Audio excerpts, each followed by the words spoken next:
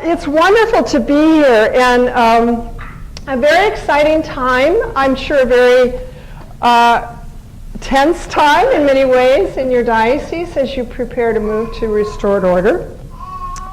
So I'd like to invite you to take some time at your tables to surface issues around this.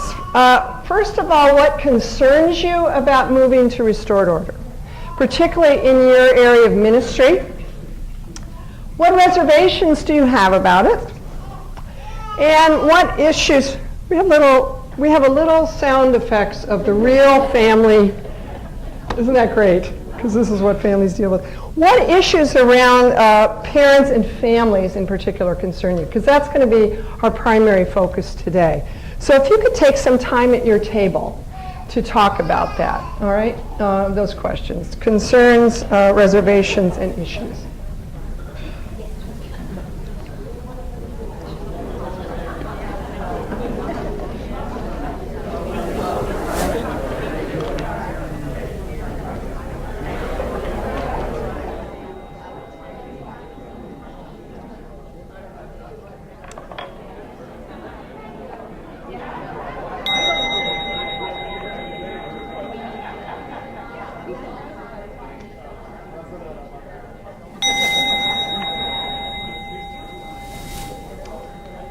Okay, it sounds like you came up with some things to talk about. Concerns and reservations. What did you name at your tables? Yes? Me? Yes? Hi, my name is Mary Cataldo. I'm from St. Joseph's in Woodsville. Can everybody hear her? You might need to stand up, okay, because we're... Hello, my name Oh, the microphone would be great, yeah. It's fine, you're among friends. I know. Hi, my name is Mary Cataldo. I'm from St. Joseph's in Woodsville. I think my biggest concern is, of the parish in general, is unfortunately most of the families, and I have to say families, I can't blame the children, not that there's a blame game, but I think that the biggest thing is, unfortunately, there's a lot of families that don't follow through with their faith, and their kids just get dropped off at Sunday school, and they leave, and then they pick them up. And I think the biggest thing of all is that they think confirmation is graduation. And so with that, trying to somehow, with the grace of God, to pull together a restored family, basically, not so much a restored order, to try to have the families come back to the faith, because I feel like that's what's being lost. So now we have this, and I just feel like it's going to be a heavy hit, because they're, you know, I see it a lot, and so I think that's my biggest reservations. And again, unfortunately, you can't blame the children. So, you know, I'm a mother, and well, my husband and I have 8. And so with everything that's going on, sports and whatever else, it always seems to take precedence over everything. And that's what's sad. So that's where I feel we need to somehow find, through the grace of God, where people have to put God front and center first. Okay. Relate to that? Is that it's echoing, I'm sure, a lot of your concerns. That idea of a restored family, very powerful. What else? Concerns, issues? Is that the only one? No. In our deanery, we've been about this for a while, and yesterday we had a big meeting with the DREs and youth ministers. And we've been sharing a lot of interesting thoughts. One of them is the concern on parents that children at various ages, some of the kids will be receiving before their other children, you know, third's going first, but what about my 5th grader? All of that. That's one issue. The other is, does the bishop realize how many confirmations we're really going to need? Because in our deanery, you know, we're talking 5, 6, 7 confirmations per parish. But that's a very pragmatic concern. There are a lot of practical things, yeah. Sure. Yeah. I don't know, do any of the rest of you want to say about yesterday? Oh, I think I said enough yesterday.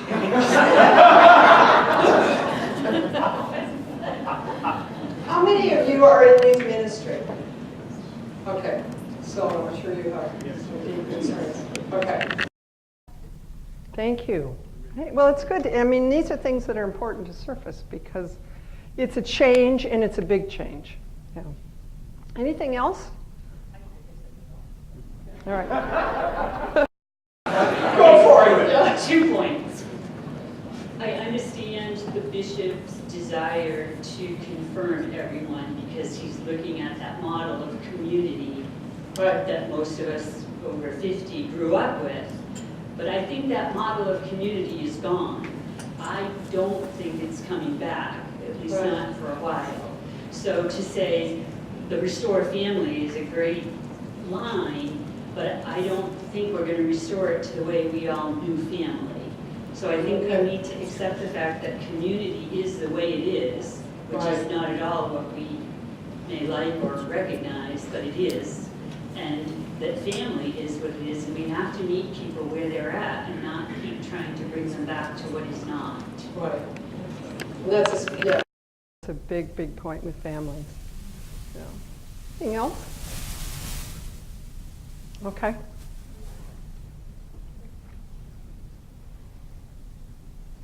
Hurry up.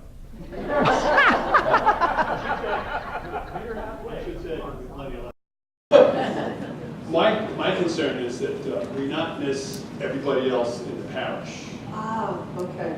Because this just isn't about people in a religious ed program. Right. This is an opportunity, and Yeah. I mean that in the deepest and best sense of this. This is an opportunity for everyone. It's a cultural shift.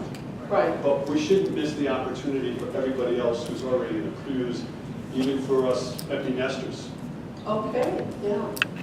And so Celebrations, and they, since Vatican II, certainly have all been revised to understand that the community is the one that helps form. And so we can't lose touch with that. That's a very good point. Okay. Well, I'm old enough to remember. I started working in diocesan ministry. I was a director of religious education for the Diocese of Colorado Springs. In the late 1980s, and some of you may go that far back as well, we were just getting used to the RCIA. And we were defining it by the color of the book cover when it was coming out. It was being rolled out in revisions. And so some of you may remember we had the tan book, and then we moved to the white book. And that was a big shift that we went through as a church, was realigning our understanding of Christian initiation. And I was a part of the National Conference of Diocesan Directors, NCDD, which is now moved to NCCL. We love all those acronyms in the church, don't we? National Catechetical Conference. And I remember one meeting, we had a huge discussion around whether we should go to restored order. And we didn't name it that. But we thought, if we're going to go to a catechumenal model in the church, then shouldn't we start with the way we initiate children and go back to restoring all the sacrament, as they were initially.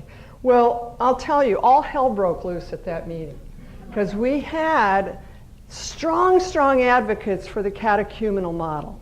The North American Forum on the Catechumenate was going around the country training us, and if you've ever been, how many of you have ever been to one of those North American Forum things?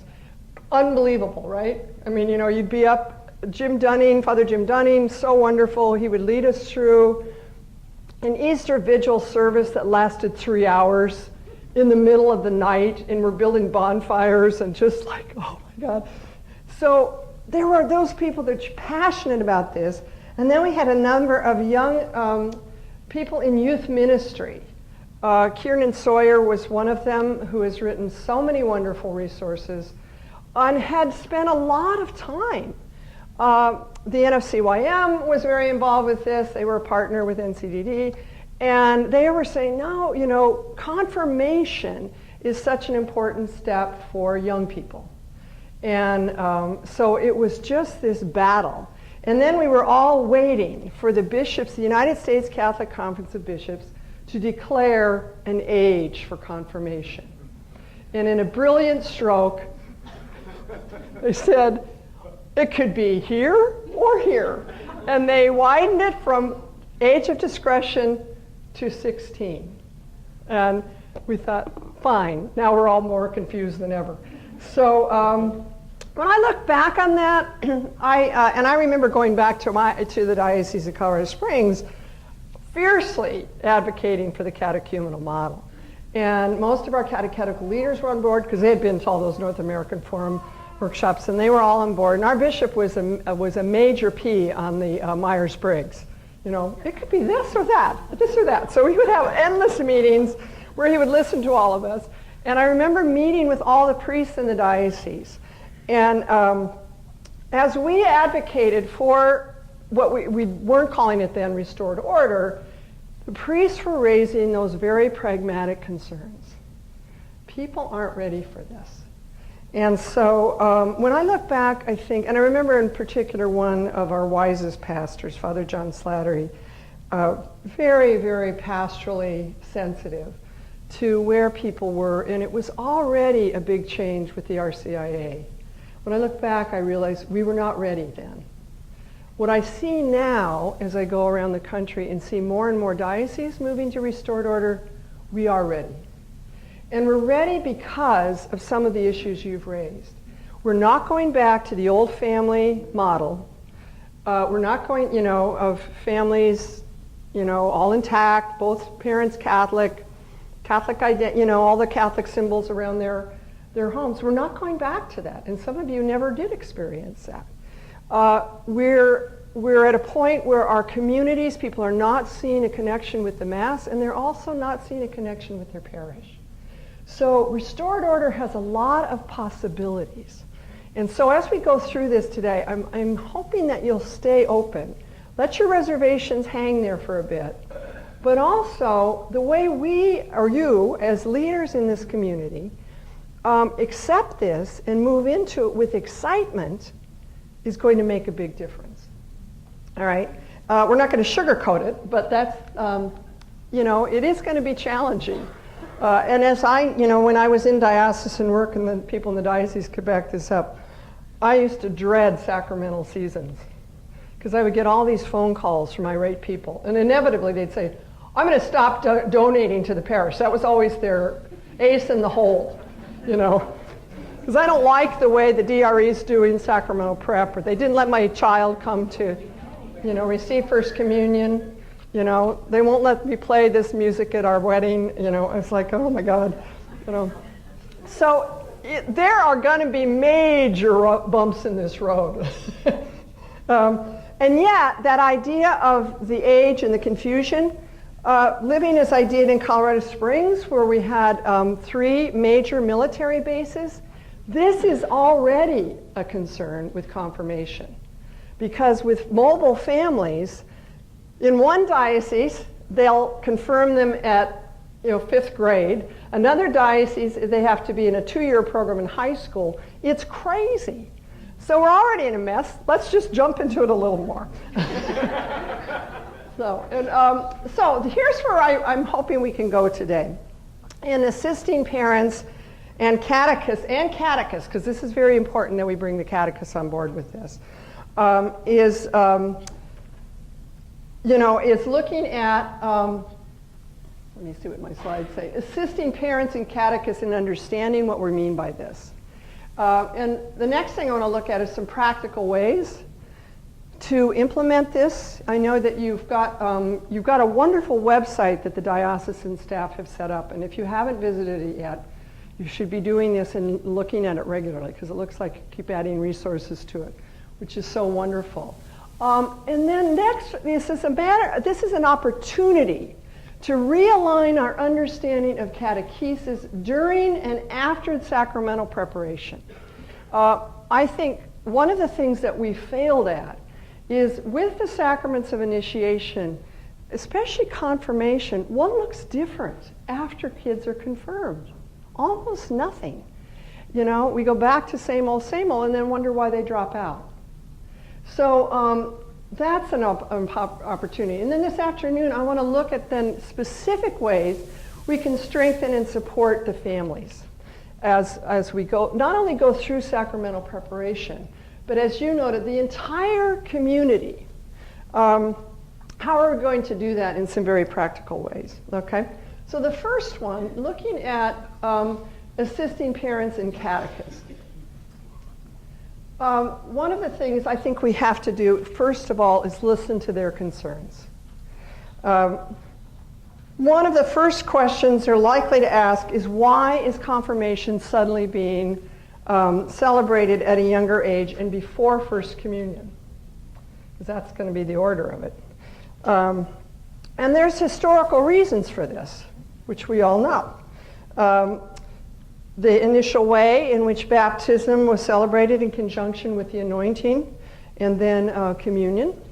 We know there was an eventual separation of the rites in order to preserve the role of the bishop.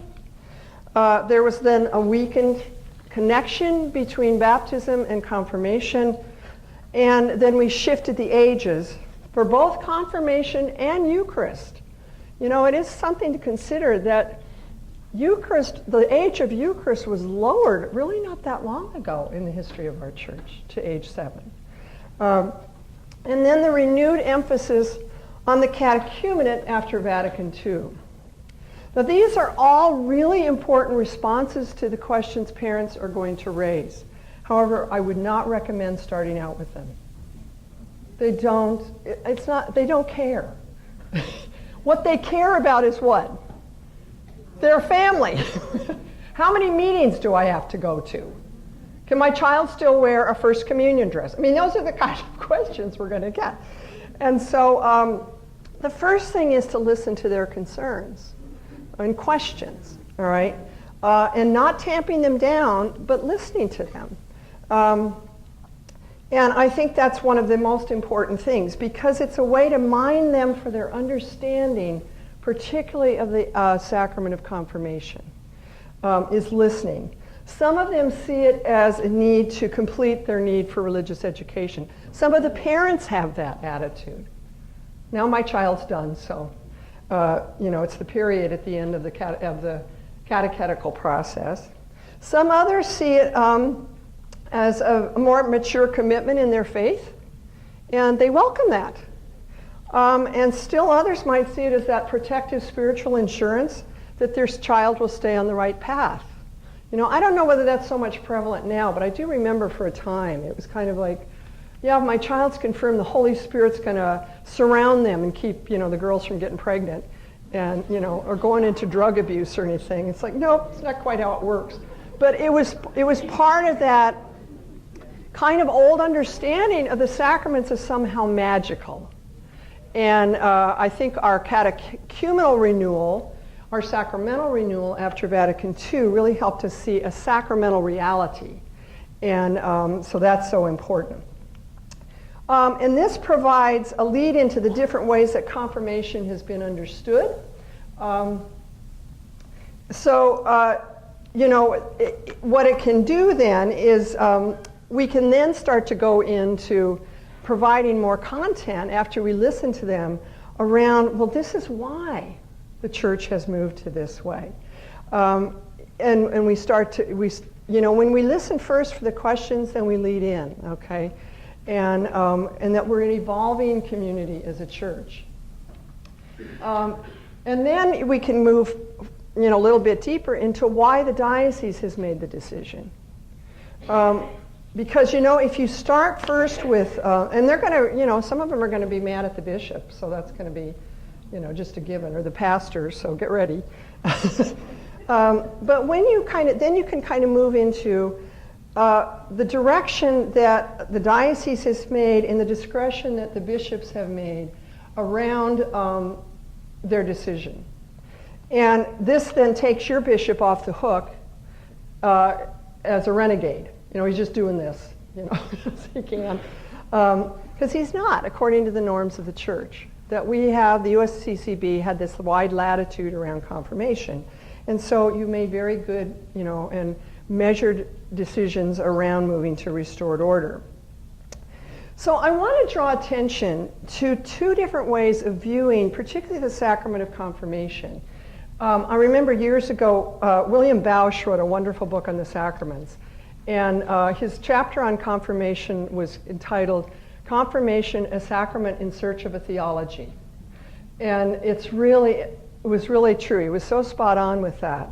And so when we start to look at how we prepare, how we shift our catechesis around confirmation to younger children, we shift an understanding of the sacrament in a very subtle way. So I want to show you two videos from Sadler's Believe, Celebrate, Live program. And Kathy explained that we have the wonderful sacramental program, and every chapter in Eucharist and reconciliation starts with a little video that the children watch. And I want to show you the one for restored order. And then I want to go and show you a confirmation video from our new confirmation program, which is for kids in middle school to high school. And as you watch both of them, listen for the subtle nuances of explaining confirmation as a sacrament of initiation and how it's approached a little bit differently in each video, okay? Now I'm going to pray that the internet works here.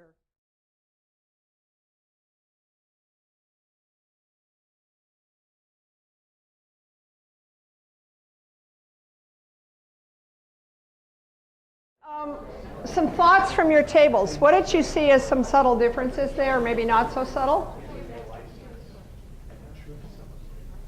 And basically there we go. How we then shift our catechesis around this as we're preparing for the sacrament at younger. So I'm Rita. I work at Holy Rosary in Rochester, and I have a confession that I'm an RCIA coordinator. Okay. So the catechumenate, and what I saw, especially in that first video, is the connectivity in the sacraments of the initiation. That I think, I've been in faith formation since 1999. I've worked in it since then. And I think that piece was lost, that these are sacraments of initiation to launch you,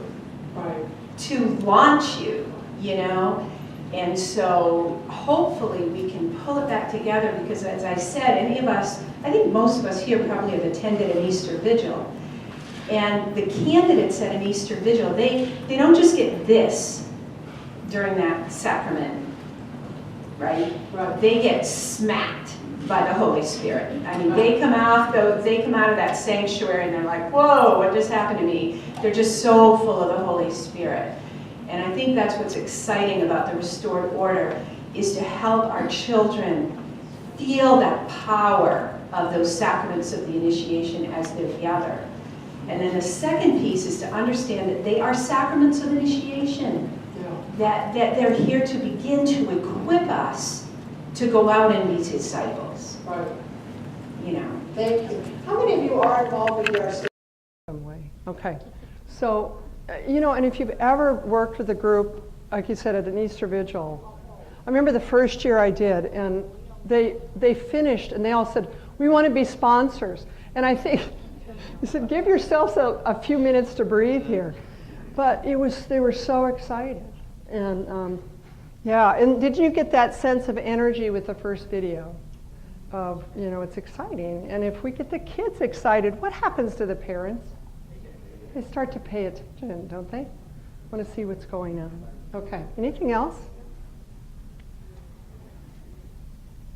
Any thoughts about the second video?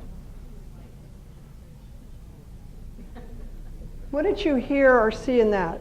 I like the image of the dancer. The dancer. Because that does portray for me an image of the Holy Spirit. Okay. But it was almost like it was an appetizer. Right. I was waiting for a second part. Well, it's only one of 6 videos for the confirmation. One of 6. Yeah. And so they correspond with the chapters. But she was kind of linking that there to the movement of the Spirit, certainly, and what it meant for her personally as a Catholic. And very interesting kind of nuance around community for her as a Catholic. When I dance, and she talked about the inner sense of dancing that she experienced in her Catholic faith, and then a link with rituals and symbols, which is very interesting. Do you use that as a discussion? Yeah, it's the same sort of thing. It starts off the chapters in our confirmation program, but it's kind of an evocative sort of thing. Each one of those confirmation videos has like one is a skateboarder, and there's some kind of image that young people can relate to, but it's less connected to the family and more to that idea of I'm moving into the sense of own faith. Okay. Yeah. Yeah. I just wanted to say that the first video is very impactful because it talks about the rite itself, Right. signs and symbols and hands, Yeah. what happens after rite. But I was just telling Fatima that second video will be impactful to some of my third graders as well. Right. Thank you. To hear and see that older, Right. that teenager give this witness of how it connects to Yes. life outside of the parish. Yeah. That's powerful. When you get teens ministering to younger kids, there's nothing like it. Thank you so much for that, because all of you in youth ministry, this is a golden opportunity for you to take some of the best parts of your confirmation preparation. You're not losing something in those, but you could take the best parts of that and do more mystagogical reflection. Not that you're going to call it that with young people, but point out how they are the mentors of these newly initiated children. And that speaks to some of that connection in the community. And that's how they, can continue to look at how do I grow in my sense of discipleship. Okay? Yeah. I really liked that second video. I Yeah. thought it was very powerful. Yeah. And I was thinking there was three words, ritual, physical, spiritual. I saw journey, all that. And really, our culture doesn't, it's impatient. We're an impatient culture. And she was excellent. She was proficient and excellent and confident in her faith. That's what that video said to me. Yeah. And I thought that was a really good example, a very visual example of all those qualities that connect baptism and confirmation. Yeah. I love that too, because I think what it does is deconstruct the image of discipleship. We're hearing Pope Francis talk a lot about missionary discipleship. And yet the term disciple and discipline come from the same root. And she was a disciplined dancer, and kids love looking at that. I mean, even the skateboarder one is great too. He's like flipping all over the place. But that there is, disciples are disciplined in their faith. They practice. So this again helps us address those disconnected families. Say, if you want to be proficient at this, we need to practice this. Okay, there's somebody way over here, Mariella. Which one? The older one, yeah. The dancer? Okay. Well, the different segments. Okay. And the kids have been very positive responding to that. Okay. Too slow. Yeah. And one thought, we're making her work for her fabulous diocesan wages. Okay. Is the first video a standalone video as opposed to the second one, which has other videos with it? The first our restored order, so it would go with I'm not doing a sales pitch on this, much as Kathy would love me to. Only video with the program. We have 6 videos for Eucharist, and then the Restored Order book, which is this confirmation book, has you would use that video with Restored Order. And that's the only video for that age. Right, but then there's 6 more that go with the Eucharist program. Yeah. But it's a wonderful explanation of confirmation, isn't it? That priest is from the Archdiocese of Chicago. He's so cute. And The kids in the video are in the books. So you see them doing things in the books, and so they recognize the children. And they're put into the pictures of them at Mass and with their families. So you see this kind of interweaving that they're talking about it, but it's a very at their level kind of explanation.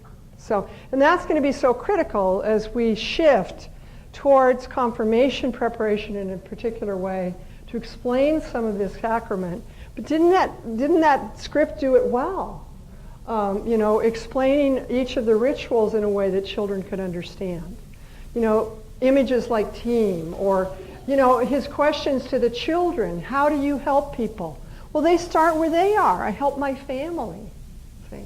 And then we move outwards, okay? Okay, I think you probably need a break right now. Let's take about a 10-minute break.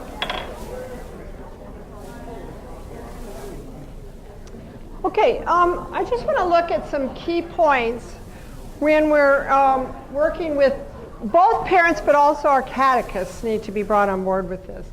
And one is that confirmation, no matter what the age, is not the culmination of the catechetical process. I know that we've been trying to say that for many years, but it's really an opportunity now with restored order to do that. Now, I know in some dioceses, nobody's raised this as a concern here, but I know of one diocese where they're doing restored order, and there's been a real deep concern among some of the leadership there that we'll never see them again after they're fully initiated. That is a concern, yeah. And so that means a realignment of the way we look at our catechetical programs. And, if anything, this is an entree into lifelong formation.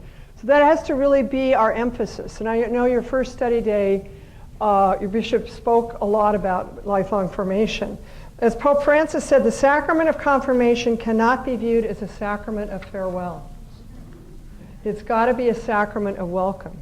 So it really is going to mean some serious relooking at our evangelization efforts in our communities.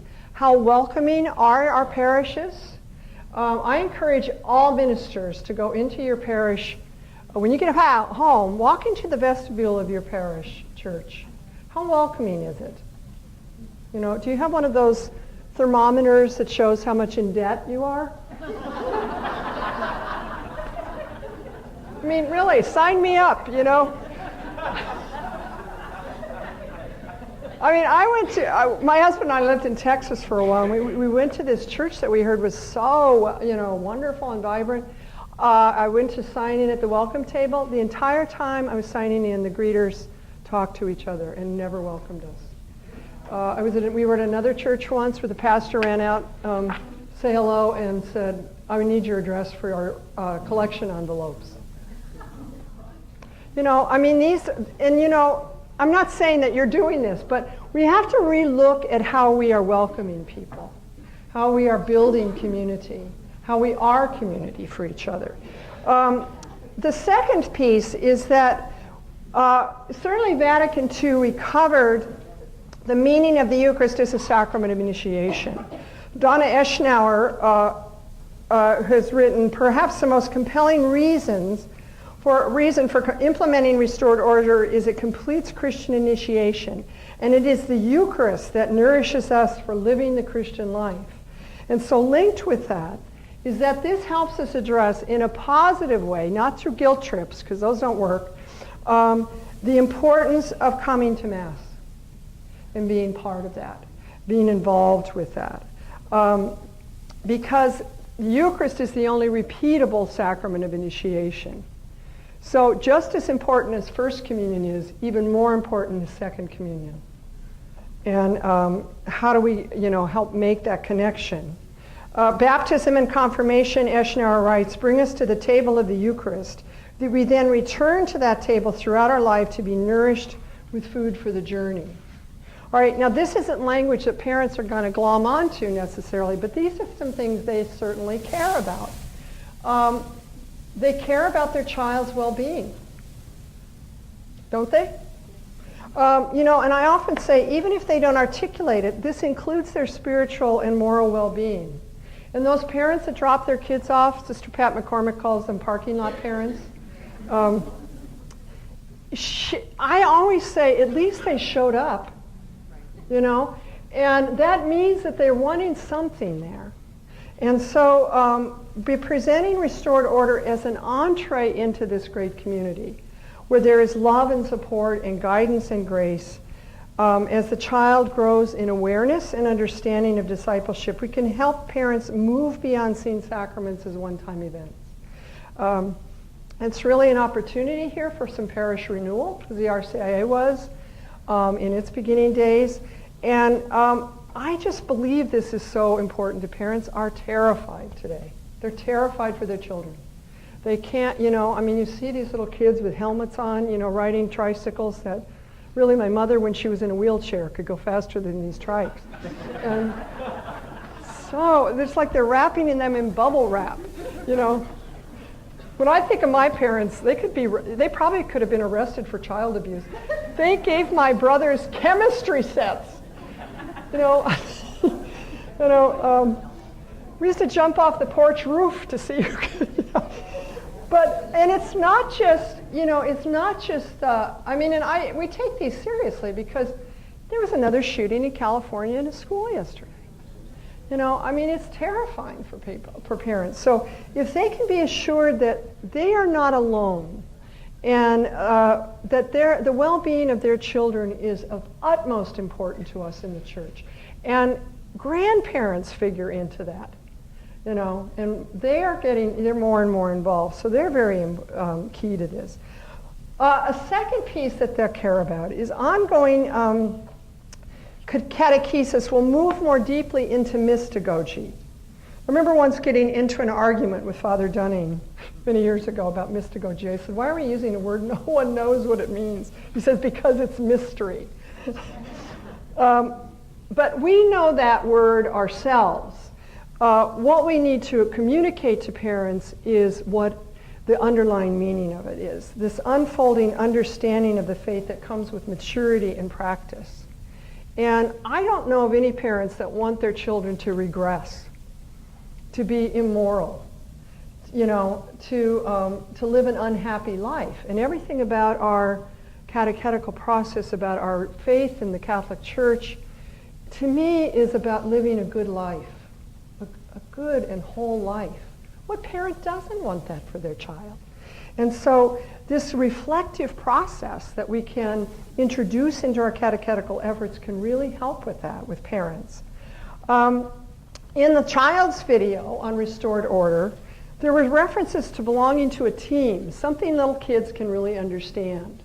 You know, when he asked the question about, you know, what a team is like and what it feels like to belong somewhere. That sense of belonging is so vital. I was at a women's retreat last Saturday, and we were sitting around, we were discussing, it was all on Mary, and Mary as a model for women today, a model of faith. And one of the women there told me she had been to a retreat that I had given for this parish many years ago. And she said, that retreat changed my life. She said, because there I knew I belonged. I belonged, it wasn't me, it was the women in this retreat that helped her feel that she belonged to the parish. And I was so struck with that's what she described. This sense of belonging. And our families are feeling more and more disconnected as their extended families are farther away. They don't have the kind of neighborhoods that brought people together. I mean, I grew up in a neighborhood. We still refer to all the houses in the neighborhood by the original families that lived there. You know, oh, there's the McConaughey house and the McNichols house, and it's pretty Irish. But we don't have that anymore. So this sense of belonging is really important. And our parents want this for their kids, to belong to something that has meaning. And then for those of you in youth work or working with older children, we can continue to look at that Because we know for teenagers, a sense of belonging is very important. And where are they going to belong is social media.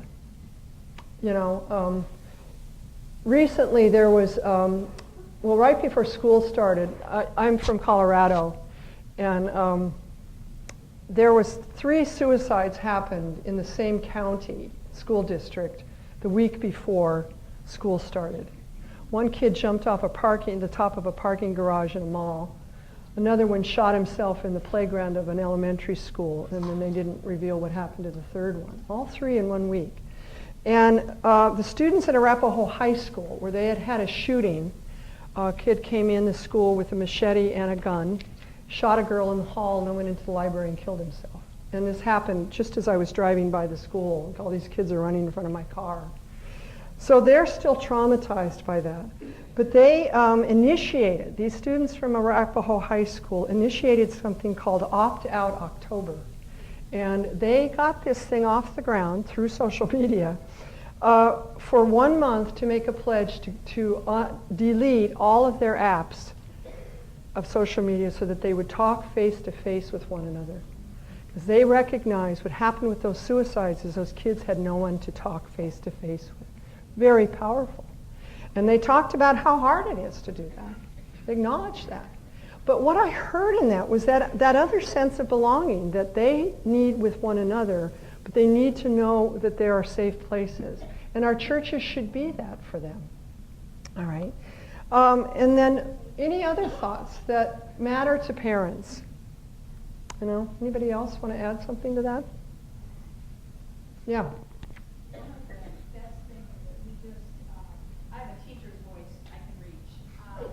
One of the best things that we initiated in our parish last year was a thing called building blocks. And it does take some resources, but it's the ability to put your preschoolers, so it's from 18 months Okay. up to 5 years, and they put their preschoolers downstairs during Mass, and we even have like the little pagers Oh, for parents. right. So if Junior just doesn't calm down, they can buzz the parent can go back Wow. down. But it's allowing the young parents to actually get something out of Mass so they're not just chasing their 3-year-old. Right. And it has brought multitudes of young families to our church. So how Wow. welcoming are we to people with children Yeah. is huge. You know, how many times is there someone in front of you with an infant, and even though you're okay with it, they don't know that. So putting your hand on their shoulder and saying you're doing a good job, Mom, hang in there. Very Dad, good. Yeah. makes all the difference in the world. But teaching our parishioners to do that, Yeah. that they are welcome with their kids, even if their kids are noisy. There's a parish in Denver that at the front of their bulletin says, you are, you know, don't worry if your child acts up during Mass. We're all a family. If you need to leave with your child, that's fine. Just come back. We love them. We love little children. It's wonderful. And this speaks to how we need to develop stronger ties with parents after baptism. How many of you have in your parish some kind of an outreach to parents after infant baptism? Okay.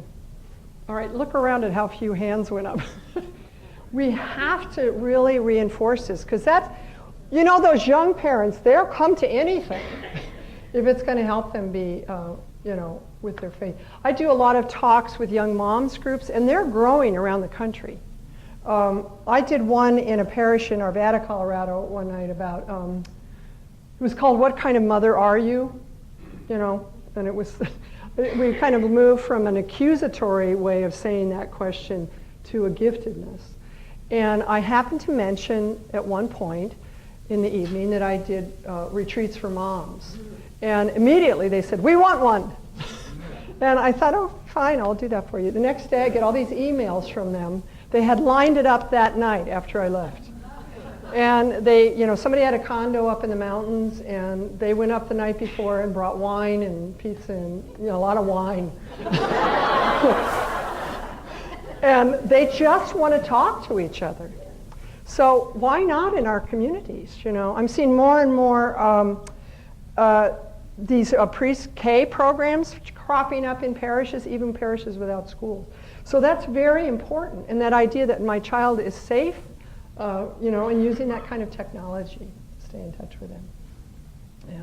Any other issues that you see parents, what matters to them? Okay.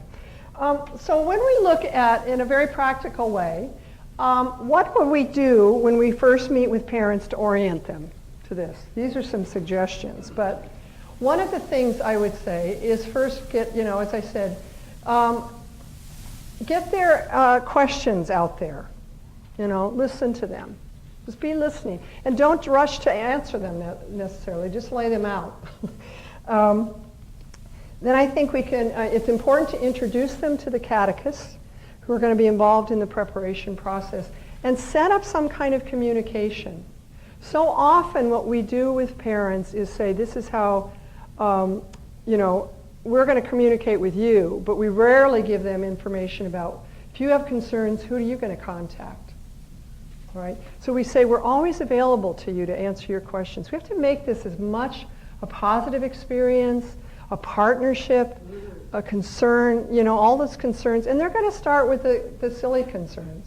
When I started with RCIA, I thought, these new candidates are going to come in with all these wonderfully deep theological questions.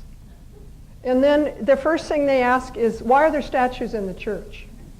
Like, no, I want to get down to what's the meaning of, this in your life. And parents are going to do the same thing. One of the first questions is going to be, can my daughter wear her white dress? That's just going to be, the way that works. And yet, as we move through, we can continue to mine some of those questions and go deeper into what they mean. Then we can move in. We're primed then to do some explanation of restored order with some background and rationale from the diocese. And again, draw upon these wonderful resources that the diocesan staff have put together for you.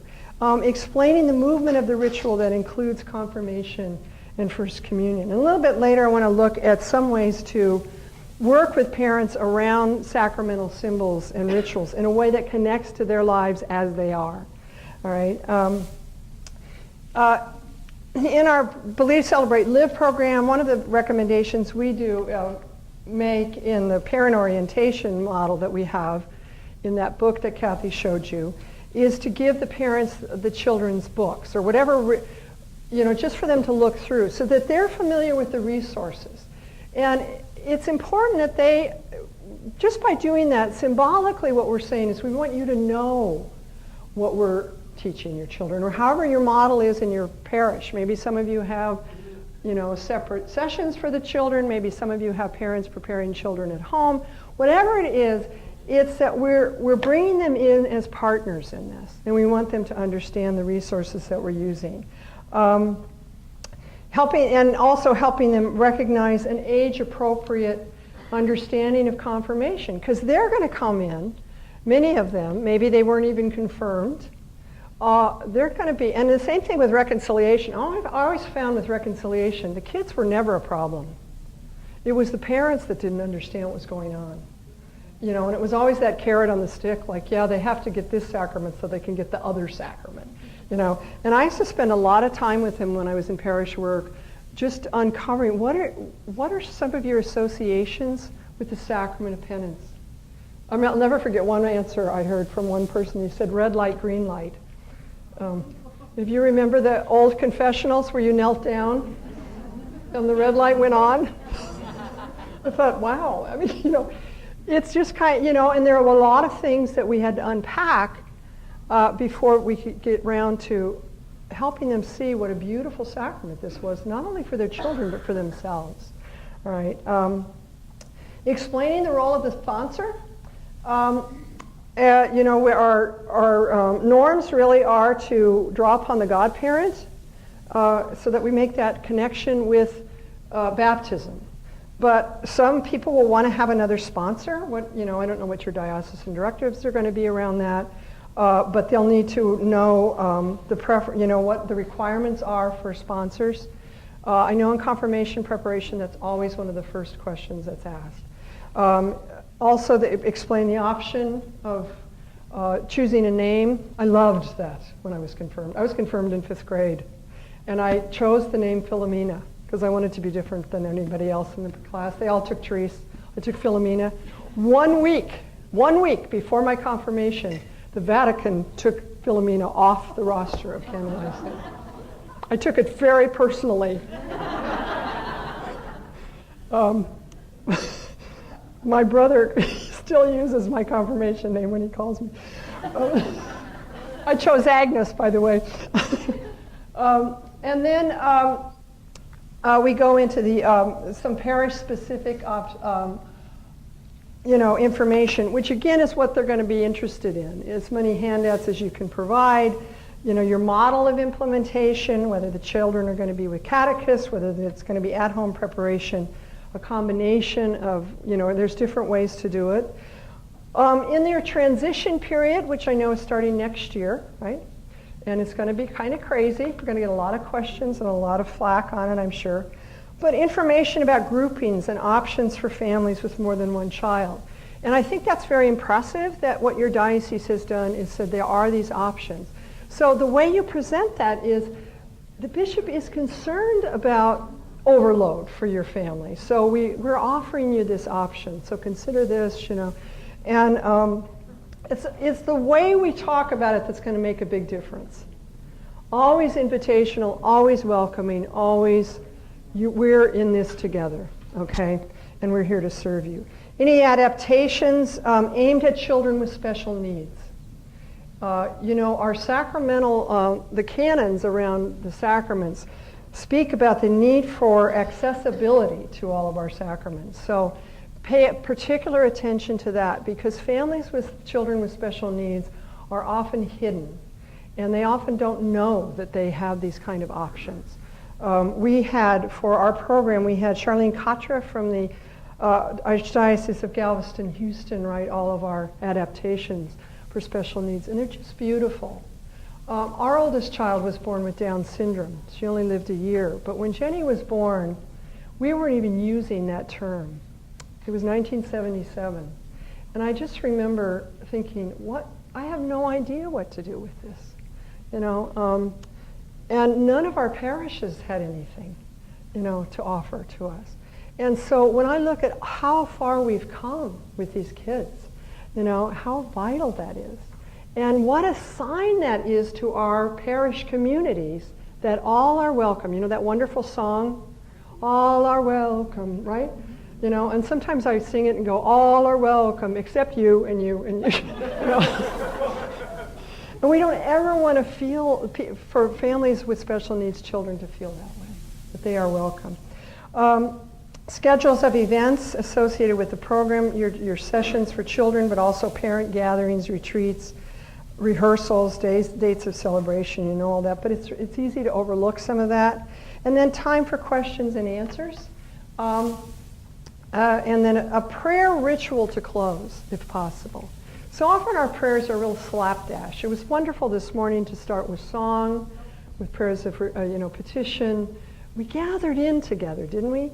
And really modeling prayers that then parents can take home with them is really a beautiful way to kind of work with that. And then there might be need for other gatherings, and very importantly, one of the first is retreats. How many of you do retreats with your sacramental preparation? Okay, so many of you. Retreats or intergenerational gatherings are wonderful. That was always one of my favorite things, and one of the things I miss most about not being in parish ministry is retreats, because it offers more time for the families to interact. Then you might want to think about a second parent session midway through to test the waters, see how they're doing with everything. Again, always invitational. And this one might invite more of their personal reflection around what's happening? How's your child responding? What are you hearing from them? And get parents in groups to talk to one another. Again, they feel so isolated. Build community. It's just so key to all the sacraments. Rehearsals or one-on-one meetings, any other informational sessions that can ease concerns but don't overload parents. We've got to be constantly aware of communicating. And you know that idea, well, I handed this out, or it was in the bulletin. You know the bulletin, how effective that is. I remember the last parish I worked in, I asked a marketing specialist, this woman in our parish, to look at our bulletin. And she said, Kathy, really? She said, throw this on a pile of junk mail on your dining room table and it disappears. I said, really? I worked hard on it. So, you know, it's kind of like the whole marketing idea that people have to see something, 3 to 7 times before it registers. So I know it's frustrating when you know, the day after a meeting somebody says, I didn't know that was happening. It's like, really? Do you want me to come to your door and pick you up? You know, if you're getting to that point in the sacramental preparation, take a little deep breath and step back. All sorts of ways, texting, you know, and I know when we did our research on Believe, Celebrate, Live for our family materials, one thing we heard from parents was don't use email. We don't use it. Use texting, which was really interesting. And consider the kind of resources that you can provide during the preparation process and after to make a connection with what your parish is doing catechetically, particularly around seasons, Advent's coming up. You know, anything, a little prayer for something that the parents are doing in their home. I write a blog for Sadler called We Believe and Share, and with every blog I have a little prayer attached to it. The most downloaded prayer on our website is one for Valentine's Day called A Valentine for God. And the next is a blessing of candy canes. At-home things, you know, they just, what are they doing? And then we resource them with something. Links to websites that are going to be helpful to them. Little prayers. As Kathy said, not a lot of books because they don't have time. Podcasts, you know, I mean, all of these kind of things, wonderful resources, okay? All right. Any thoughts on that or questions? Yeah.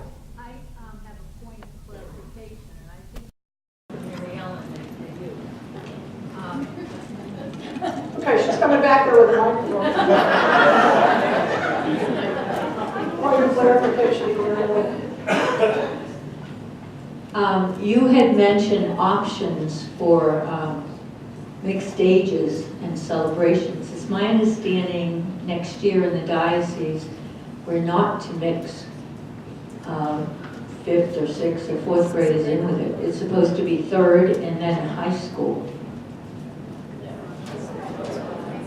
No, it's, that's not what was intended. You need to do the 3rd graders, and you can do the other levels depending on the size of your church, the number of students and families, how many people they would be bringing to the celebration. You can do, and then request accordingly how many you want. The only thing the bishop was hesitant about is having 3rd graders with 9th and 10th graders. So, and you could do families who have more than one child eligible for confirmation at a mass. You have to determine that pastorally on the scene. You know, we don't know them. So if they have a 3rd, 4th, and 5th grader, they may want to be confirmed with the 3rd grader. If they have a 5th grader and a 9th grader, that's going to be a tough one. But, you know, work it out with them to come to the one that they would be most comfortable with. So the 3rd graders do need to be confirmed as of fall 2018. But other groups can be too, and then pastoral decisions about families with multiple children are up to you and where they want to fit in as a family to celebrate.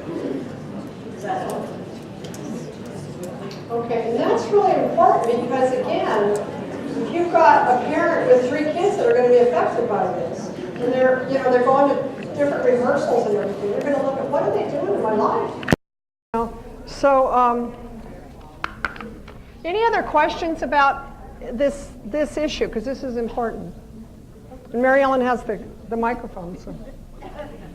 Just so you know, we were going to announce this at lunchtime when we break for lunch, but I'll say it now since that question came up. The four of us will be available during lunch for your questions because we won't be gathering again as a large group until the end of January. And your transition plans are due mid-January.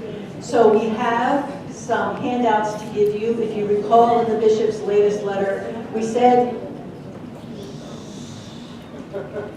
I'm a teacher too. We said that we would provide you with some discernment areas, and within 2 weeks, we have them with us today, so we'll be giving them to you as well. And then if looking at those sample, you have to understand they are sample models of transition. You are not bound to do it exactly as it is on the paper. It was just a suggestion to help you think about what's going to be the best way for our parish community and for us as a staff, you know, to be able to go through these 3 years of transition, okay? So we have copies of those, and we also have a resource using the Eucharistic prayer. We only did one sample. You could use any Eucharistic prayer, but that's going to be one of the ways for those of you who are looking for a way to prepare the current second graders for a possible confirmation in September of 18. So it's using the Eucharistic prayer. Since you'll be preparing them for First Communion, you will also, as was mentioned earlier today, you know, the movement and the power of the Spirit throughout the celebration of Eucharist.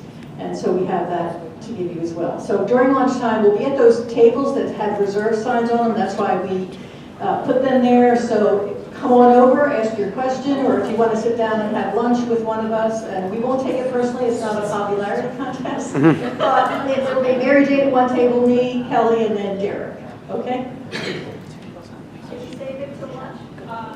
Should we save that why question till lunch, or do we want to know now? We'd like to know now. Is it about the transitions? Yeah. Let's wait till lunch. This is Kathy's time. Okay, why don't you get the microphone, please? Just in case you want to jump in there.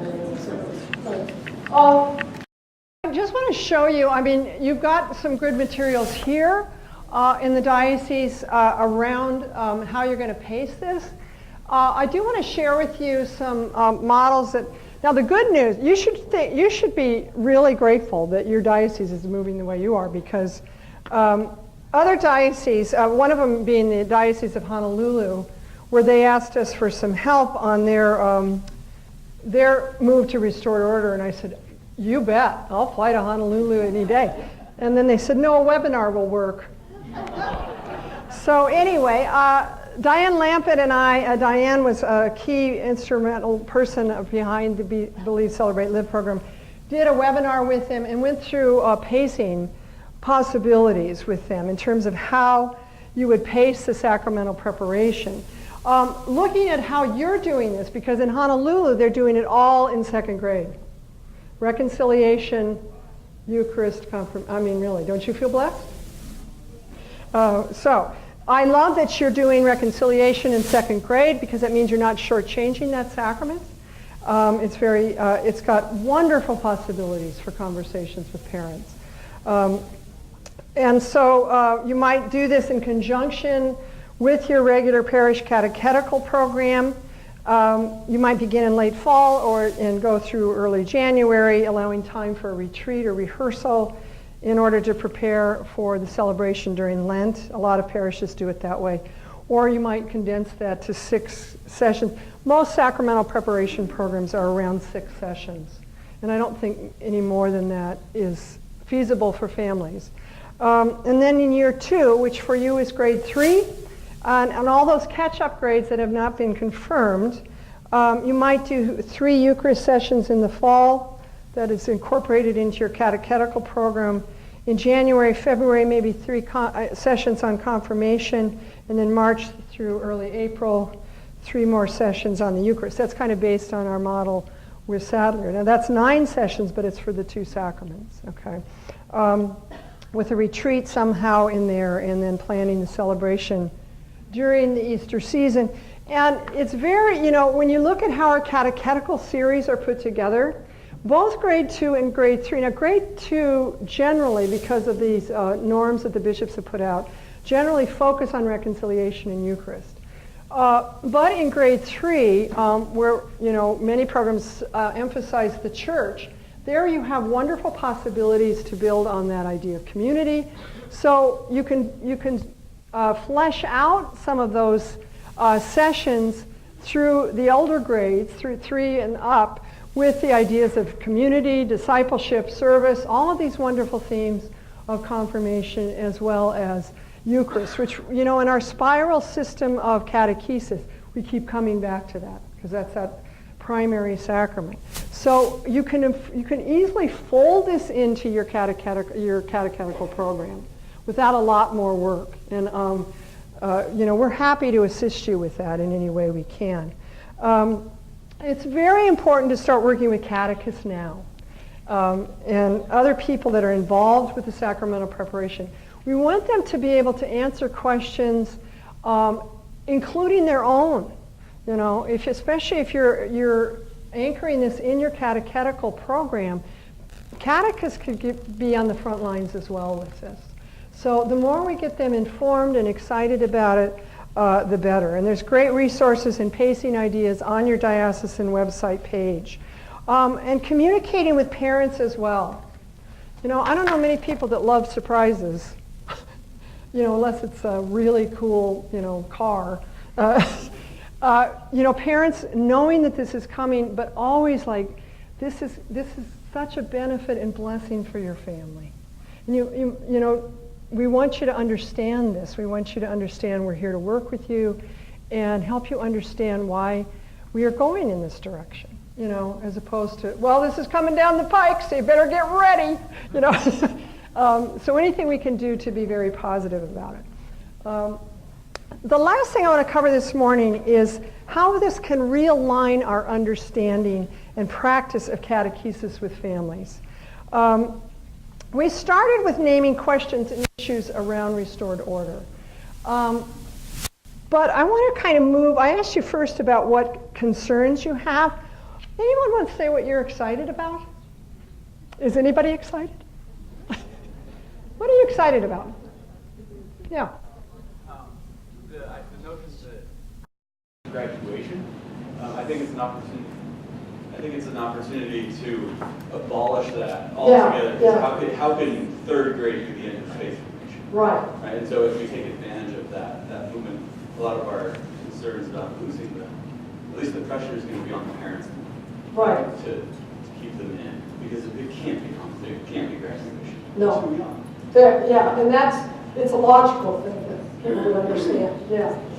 That's the thing. I'm excited about the possibilities of the formation for the parents. Okay, Because so good. many of them have fallen through the cracks, so I think this is a great opportunity for that. Yeah. Wonderful. Thank you.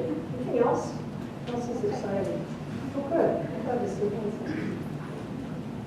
I'm excited that confirmation is now going to be rightfully understood as a gift and not something that you need to earn.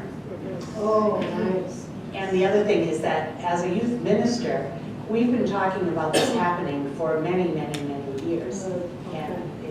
And the importance of building our youth ministry programs with this in mind, and it's finally here. Yeah. I mean, do those of you in the youth ministry kind of feel a little bit of your burden lifted? When you have to deal with people that see confirmation as a have-to, it's not fun, So that's a wonderful observation. Thank you. Yeah. I'm excited that we're moving away from the education to faith formation, which is lifelong. And we're starting it at a young enough age that families will be involved. And we're getting away from, again, the graduation and completion. This is starting, hopefully, with baptism, bringing the families in, and then this family lifelong, not segregated into different age groups. Yeah. Oh, that's so nice. I'm excited to see what the Holy Spirit is going to do with these little third graders. They're going to be terrific evangelizers for your parish. I remember the first time I was doing reconciliation preparation with little kids, and one little guy comes bouncing out after making this, and he goes, "Wow, when can I do that again?" It's the last time you heard an adult say that. Now I'm sure there's, okay, who's got the mic? I'm excited for, or hopeful for, all the weddings that can take place in the church and all the children that will be baptized, because there'll be more children confirmed. So it's a stepping stone. Oh, that's a great observation. And I'm hopeful for all the teenagers that start high school in that journey into adolescence with the gifts already of wisdom and so forth. Yeah. Anything else?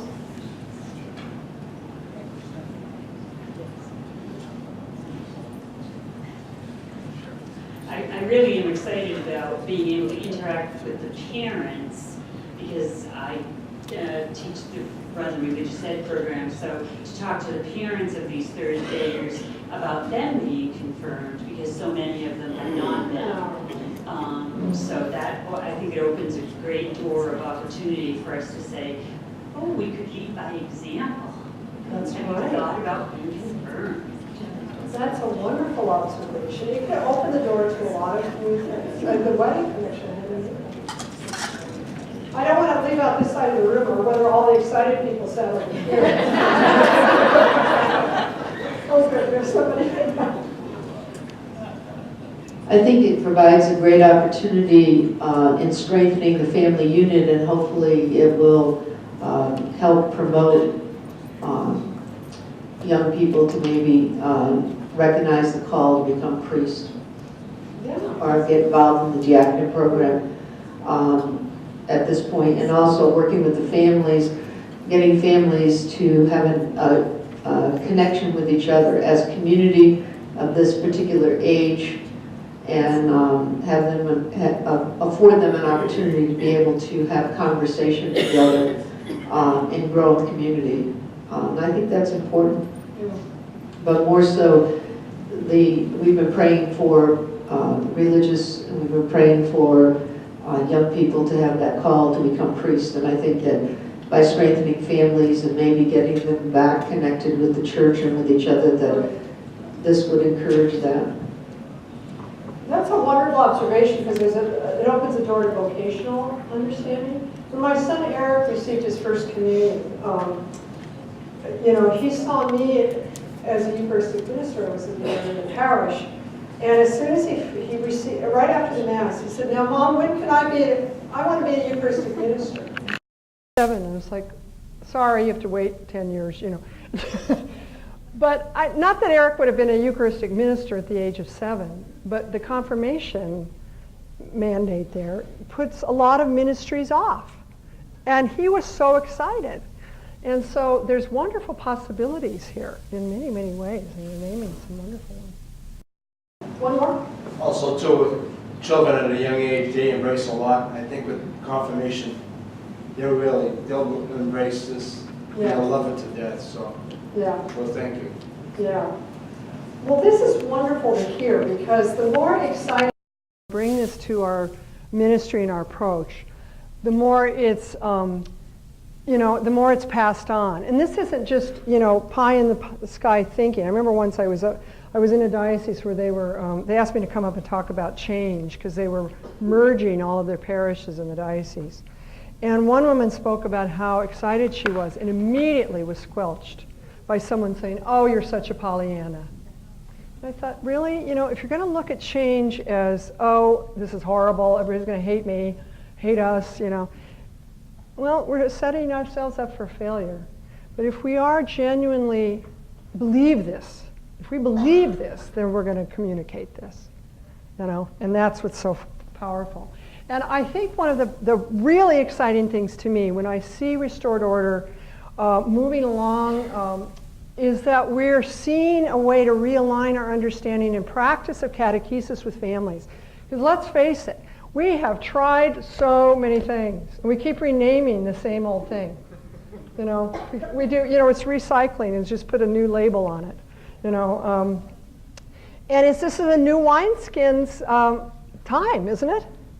And so one of the possibilities, as you named, is the possibility for lifelong formation. The carrot and stick approach to catechesis has been our model for a long time. You know, so you see that whole, I've known a number of dioceses where people have said, oh, we see a huge drop-off in third grade because they've already received communion, and then it picks up a little again for confirmation, and then they're gone. You know, well, that carrot and stick, it hasn't worked. Why do we keep using it? And it's fostered that mistaken idea that confirmation is the last hoop to jump through before I'm done. I'm formed, I'm initiated. And we've seen too many families see this sacrament as a farewell. So, and I've always loved sacramental preparation because to me it's one of the most important opportunities for evangelization of our families that we have. They're intensely interested in sacraments for whatever reason. And when we make good use of it, we can evangelize. And it also provides an opportunity for a backdoor approach to adult learning. You know, if you held a class on the meaning of confirmation, the theological meaning of confirmation, how many people do you think would sign up? You know, but when it's for their children, absolutely. And research into adult learning shows that we do this in all sorts of ways. We, as adults, pick things to learn that are going to have a practical application to our lives. Studies have shown that. You know, I don't know how many of you are saying, yeah, I just want to know about string theory for no apparent reason, and I'm going to sign up for a course. I mean, maybe there are people like that, like my son. But most of us would say, what's this going to mean for me in my ministry or in my role as parent or in working or whatever it is. And so parents are going to be in the same kind of boat with that. So there's possibilities here for evangelization. That parents often show up for First Communion and at confirmation events even when they're not participating in anything else. And there are different reasons for that. I don't believe that parents don't show up because they don't care. Some of them have been alienated from the church in some way. And others perceive they're not welcome. Maybe they're divorced. They might be in a home situation where their spouse is not Catholic, and it creates a lot of tension. I remember a father coming to a First Communion class when I was a DRE up in Alaska, and he said his wife just was totally against anything religious. And so him coming to that session was really a stretch for him. But he said, this is really important for me, that my son sees that his father believes in God. And I was very moved by that. I thought it was just really powerful. So the way we approach parents and families through restored order is going to open doors for deeper involvement, particularly if there's a realistic way to talk about it that connects with their lives. And this is why I recommend not going right into the theological history of the sacraments. That's the way I first started off as a DRE, with Eucharist. Like, okay, I just out of graduate school, so here's, a little, hour-long presentation on the history of the Eucharist. And it's like, they listened, they were polite, but, then it was like, can my daughter wear a white dress? So we start with where they are. And there's so many possibilities around this. Remembering a child's baptism and birth, is a wonderful question for parents to talk about. I used to do baptismal preparation in Littleton, Colorado. I was a pastoral associate there, and we had a very young population. The average age in our parish was 12. And so we had about 3 infant baptisms every Sunday.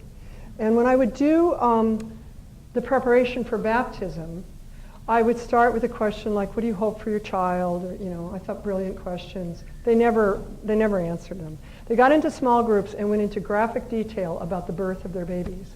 Because most of them had had the children, the dads as well as the mothers, They're talking about, all these birth terms and, effleurage and all this, and how much labor they were in and everything. And I thought, oh my God.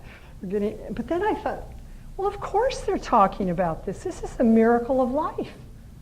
What better way to connect to their lives than share a story about your baby's birth? you know. And then I took the sacramental symbols and talked about what kind of, why do you use water with your child? How do you do that? And they talked about bathing their babies and what that meant to them. So, and talked about putting lotion on their babies' little bottoms when they had diaper rash. The night light that they put in their room, or swaddling them up in a blanket. And we talked about those homey issues first, and then they were primed. I said, well, these are the symbols. And so pay attention to this as your child is baptized. I had a woman stop me in a store 2 years after she had been in that class. She said, I loved that. I loved that. And it wasn't that I was so brilliant, it was that they engaged in conversation around something important to them. Does that make sense? So it's really an important way to approach this. And we know this from the catechumenate. We don't start off with heavy theology in the catechumenate. We start with their questions.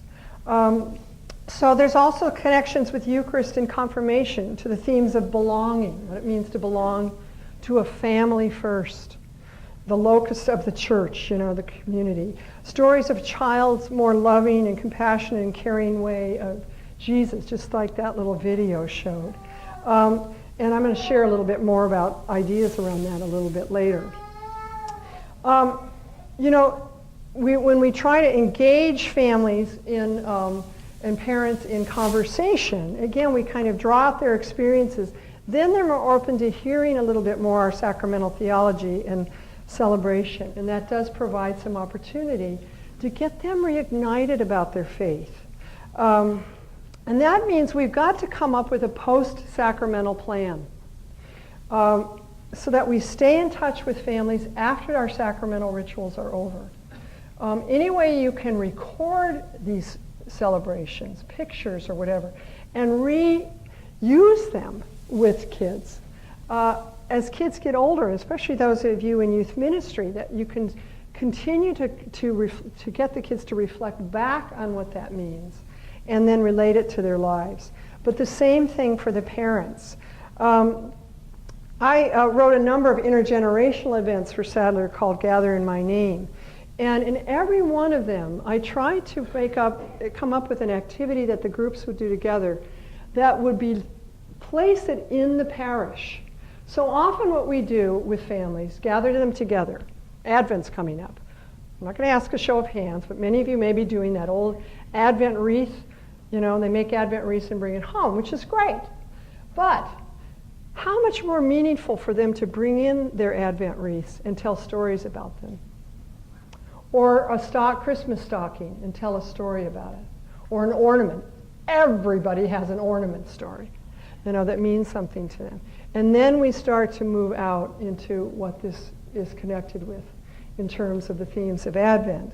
And rarely do we do things where we do something that stays in the parish. So every Gather in My Name event has some kind of an activity where the groups build something that stays in the parish. In our Easter event, they plant a garden.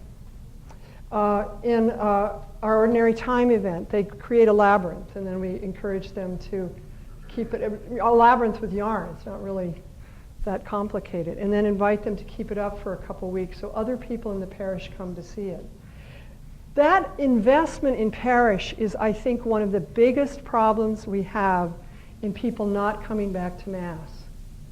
When I was a little child, my grandfather died, and my grandmother donated a monstrance to our parish church, and she took their wedding rings and melted it down, and they put it in the monstrance. And every time we had Holy Hour, and they brought that monstrance out, I would sit there and go, that's Granddaddy's. And Granddaddy's rings are in there. And I had this investment in our parish. Well, when I worked at Pax Christi, the parish with all the little kids, we built a new church, and we had a really great architect who went and camped out on the land. He was like, I want to be the one with the land and everything. He camped out there for 2 weeks to get a feel for the soil or something. And then he came up with this design that we would build our chapel. We had a freestanding chapel that was built out of straw bales. And it was beautifully designed. And then they covered the straw bales with kind of an adobe sort of covering. And it's a natural insulator. Well, so they decided, let's have the families, everybody in the community come and stack the straw bales. So they did that one Sunday in July, big picnic and everything. The Denver Post came and covered it, and they called it sweat equity in the church. Isn't that beautiful?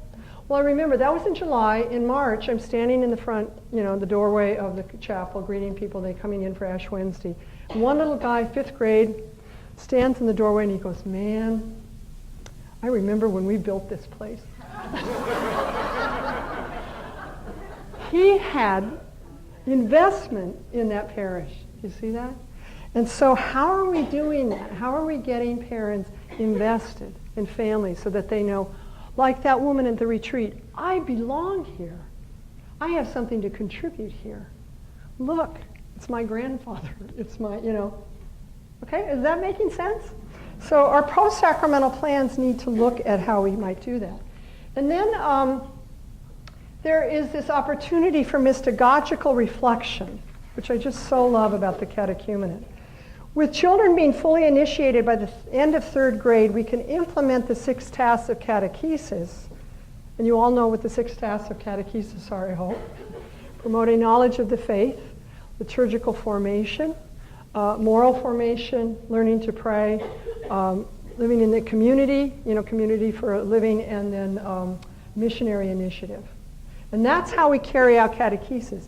We can now, project those 6 tasks through a mystagogical lens. This is to say, now that we're fully initiated, how do we learn? How do we celebrate? How do we choose? How do we pray? How do we live? How do we share with others? Those are the 6 verbs that go with those 6 tasks.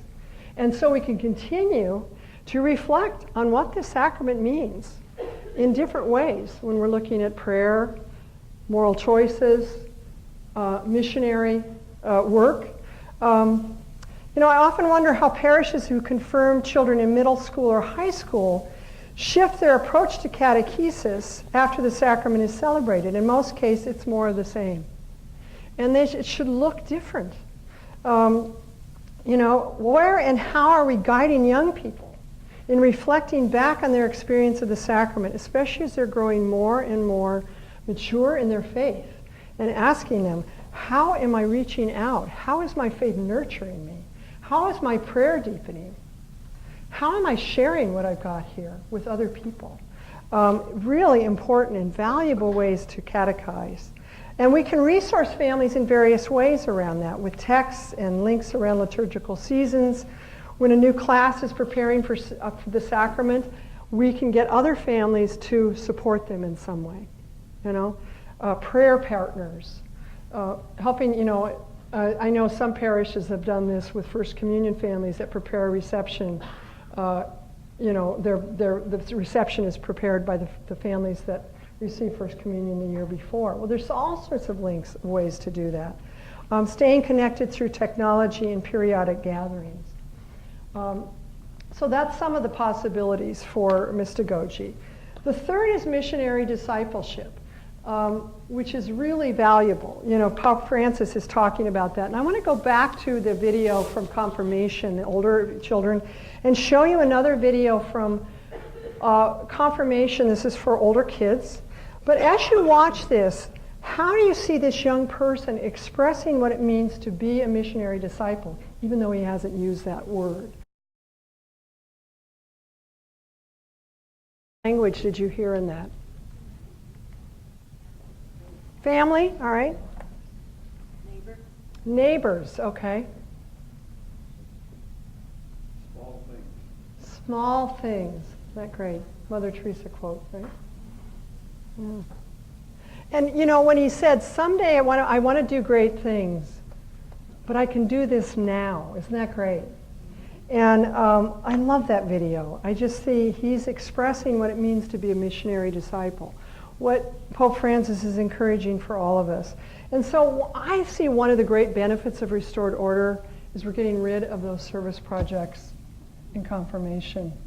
I don't know why we came up with those, and I don't mean to offend anybody who really loves them, but it always seemed to me that when we required a service project to be confirmed, we were unintentionally conveying this message that once you're confirmed, you don't have to do any more service. You know, was that the message? And that's why I say when a person's confirmed, and I look for that in parishes, especially with parishes where you have high school students confirmed, and then we put them right back in the same catechetical class, instead of where do we see them serving the community? And so often what we do with our youth is, you know, oh, the parking lot needs cleaning up, so let's send the young kids out there. You know, we're using them as our janitors sometimes, instead of firing them up. I mean, that's such a beautiful example, isn't it?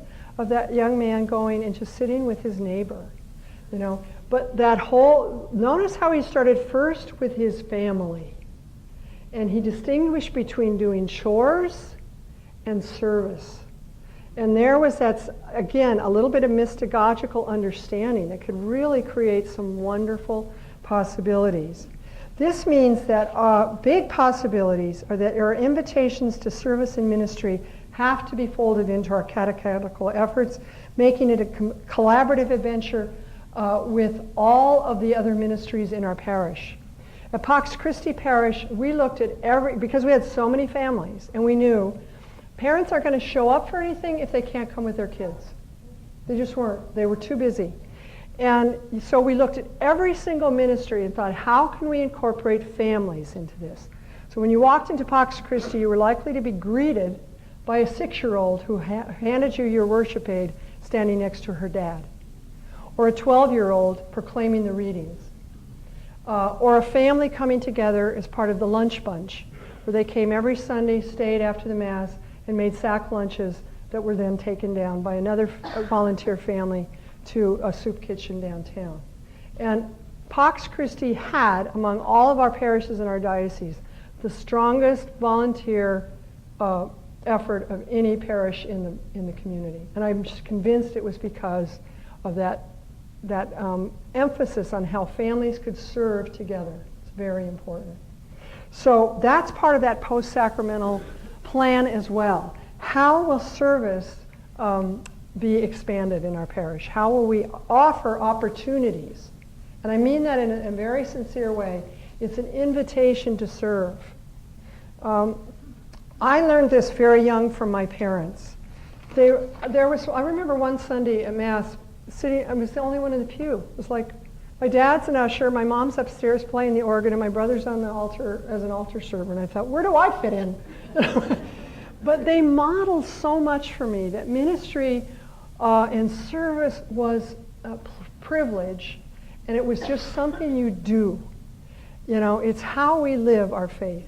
And it's a wonderful, Henry Nouwen once wrote that if we do everything ourselves and don't offer people an opportunity to minister, we are robbing them of the opportunity to use their gifts.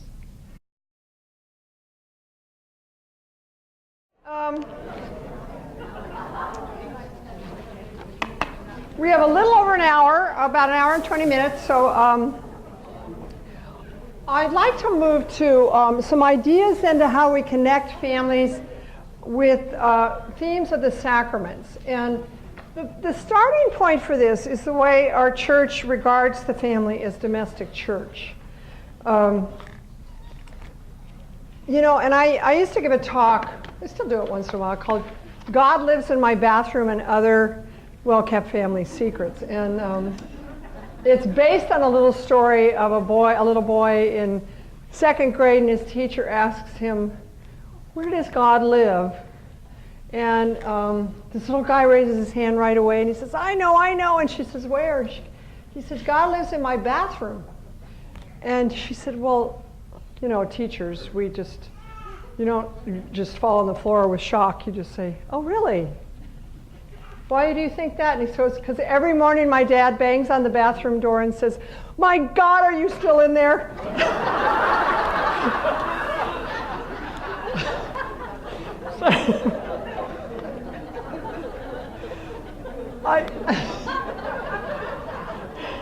I don't know. I heard that story a good 20 years ago, and I always have loved it because, first of all, I think of the child approaching the bathroom with real reverence. But what they recognize, and in a sense, it's a wonderful way to illustrate, yeah, God does live in your bathroom, and in your living room, and in your parlor and in your garage, that's our belief. And so this idea of family as domestic church really talks about that. And that's, families, of course, are our first experience of Christian community. And parents, now our catechetical documents use the term are the primary educators. But I have to say I never use that term with parents, because in our culture now, an educator is a professional trained to teach other people. And so parents will back off of that.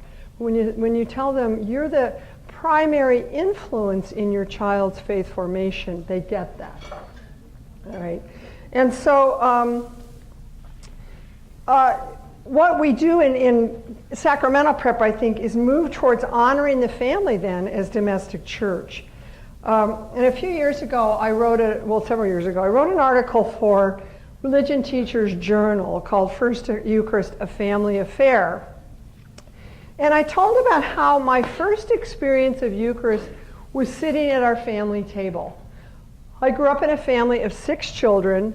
There's a 20-year age gap between the oldest and youngest in my family. So my parents had teenagers for 22 consecutive years. And so when I was 5 years old, my sister Mary Ellen got married. And so my nieces and nephews are closer in age to me than some of my siblings. And we just have this kind of, ongoing new generations. And did I tell you I'm going to be a grandmother? Oh. But I once gave a talk called Everything I Know About the Mass I Learned from My Mom. And I told her that, and she said, don't you be doing that. I never taught you about the Mass. I said, Mom, are you kidding? Every time we sat down at that big table, because we had a dining room table that when it was expanded seated 18 people. And that grew too small for our family. I said, all what you did through ritual was teach me about what we do as Catholics at Mass.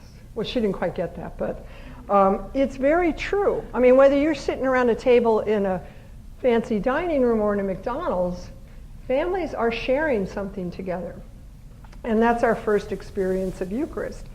I also learned about our liturgical seasons through my family. There goes my voice, so bear with me. That there would be special food at certain times of the year. Certain colors come out at a certain time of year. And again, you don't have to be in a big family gathering to understand that. What are our colors for Halloween? Orange and black. All right. Anybody see any chartreuse? And